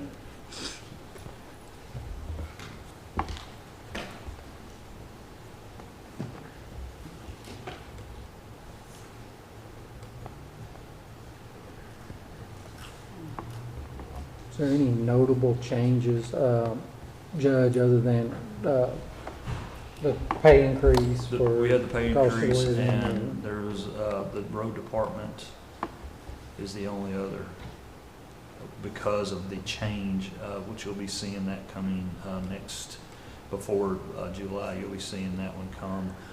We're changing some of the job descriptions at the road department because of the increased demand for the CDL drivers. It is a very minimum change. And these are just the hourly rate changes. It has nothing to do with the number of personnel per department, or does it? Not the salary schedule. Okay. Positions aren't highlighted in red where your position changes are. We've added 2 new employees to our Who were they? What positions? animal shelter and road department. But we already voted on that. Yep.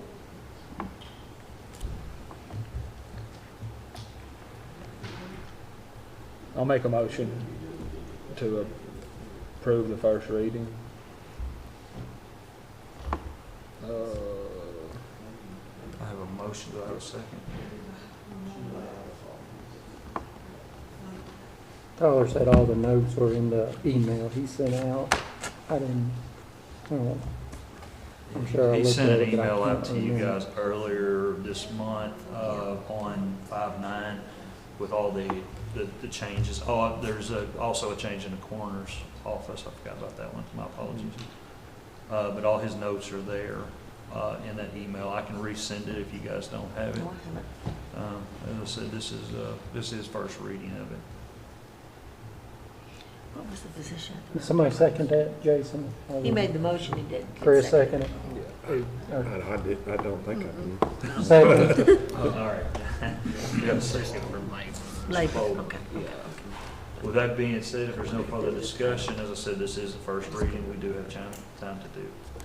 With that being said, roll call please. One question. Yes, sir. On the coroner deputy and chief deputy, does that reflect the chief deputy and deputy coroner?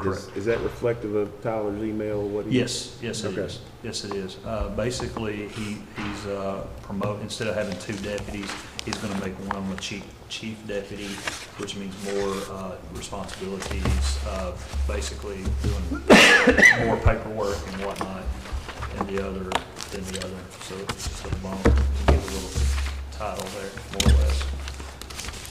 Any other discussion? If not, roll call. Goodwin, Yes. Wilcutt, Yes. Harper, Yes. Crawford, Yes. Bolden, Yes. Baker. Yes. We have no reason to go into executive session, so we're going to move into post-agenda. In post-agenda, I've got 2 things. First is discuss the streetlights at Stonewall and to advertise for the hearing for the streetlights at Stonewall subdivision. From my understanding, Joe, correct me if I'm wrong, but every landowner, property owner has signed the petition, correct? We prepared the document and they appear to have all the necessary signatures. I knew you would have a better wording of it than I would, so that's my point. I think actually just as soon as you can get it advertised, because you all had previously approved that back in November maybe.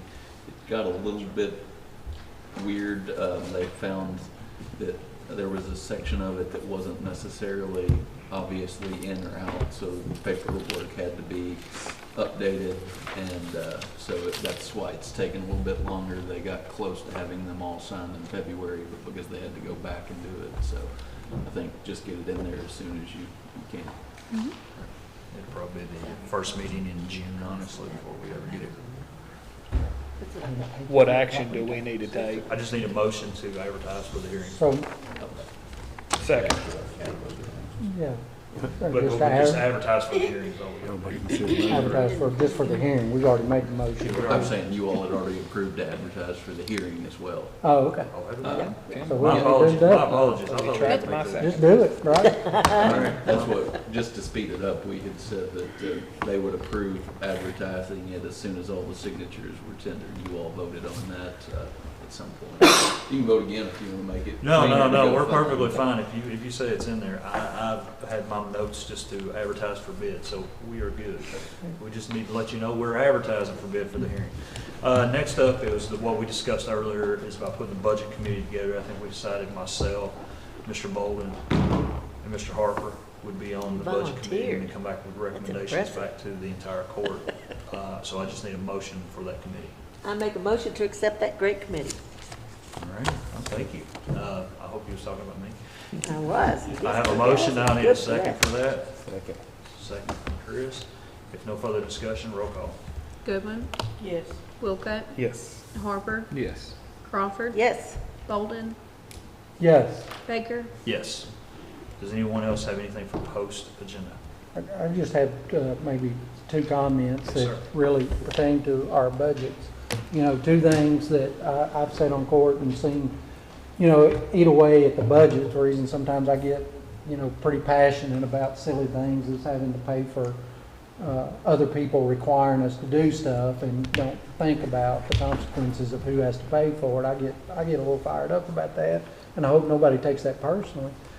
You know, but two things that we are going to have to do. I know it's not fun or popular, but two things that we're going to have to start funding that we don't have a revenue stream of funding, and that's one is our 911 system. Absolutely. That has been done through years and years of telecommunication, you know, on landlines, and as you know, that's gone away, and the way politics and lobbyists work when that everybody starts moving to cell phones.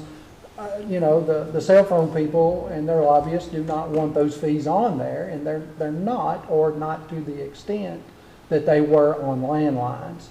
You know, so that funding's gone away. I've sat on court from that being I'm drawing a blank when we're all in agreement, when we all work. Unanimous.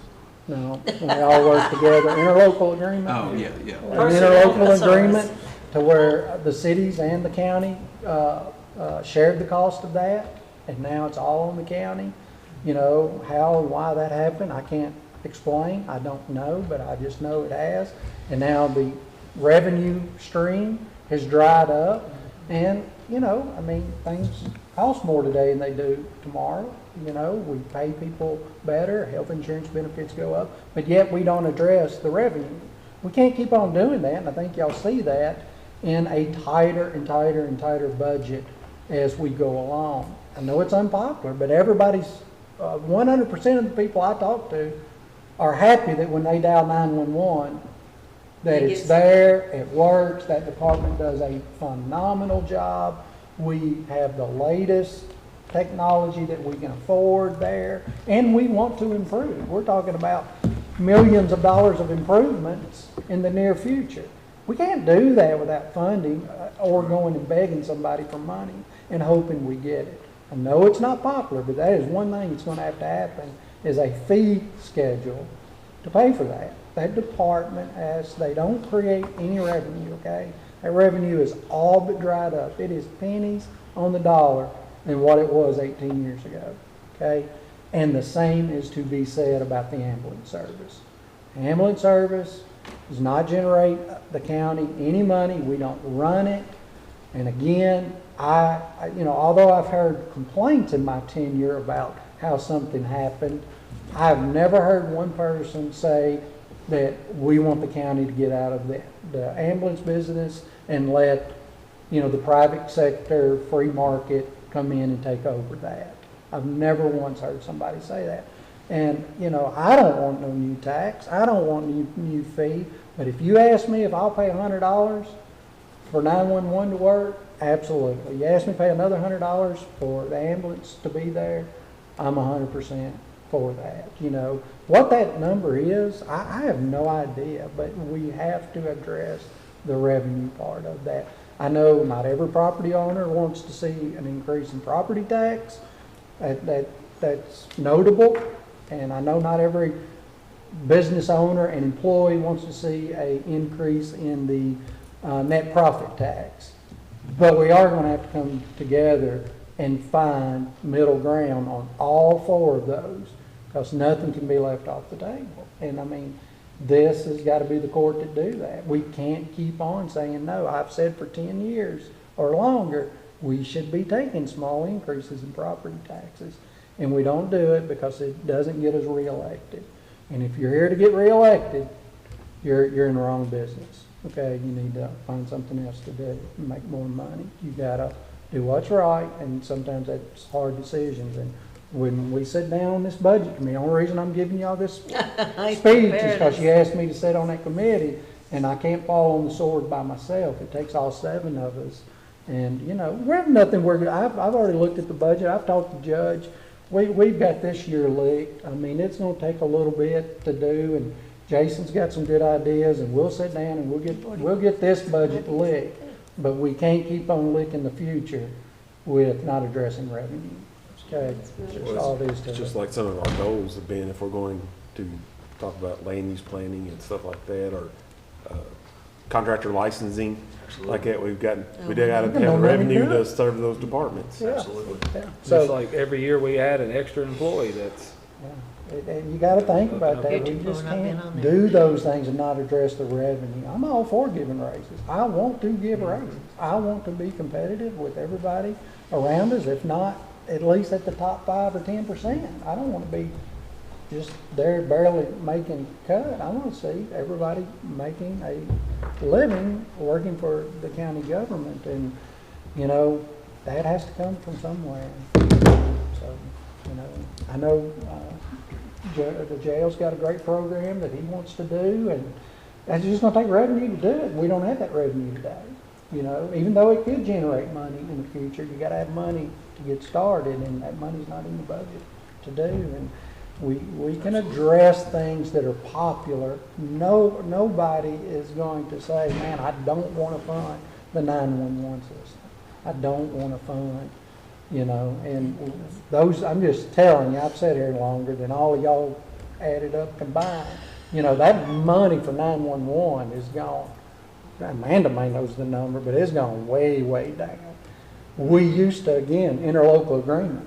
Cities participated in that.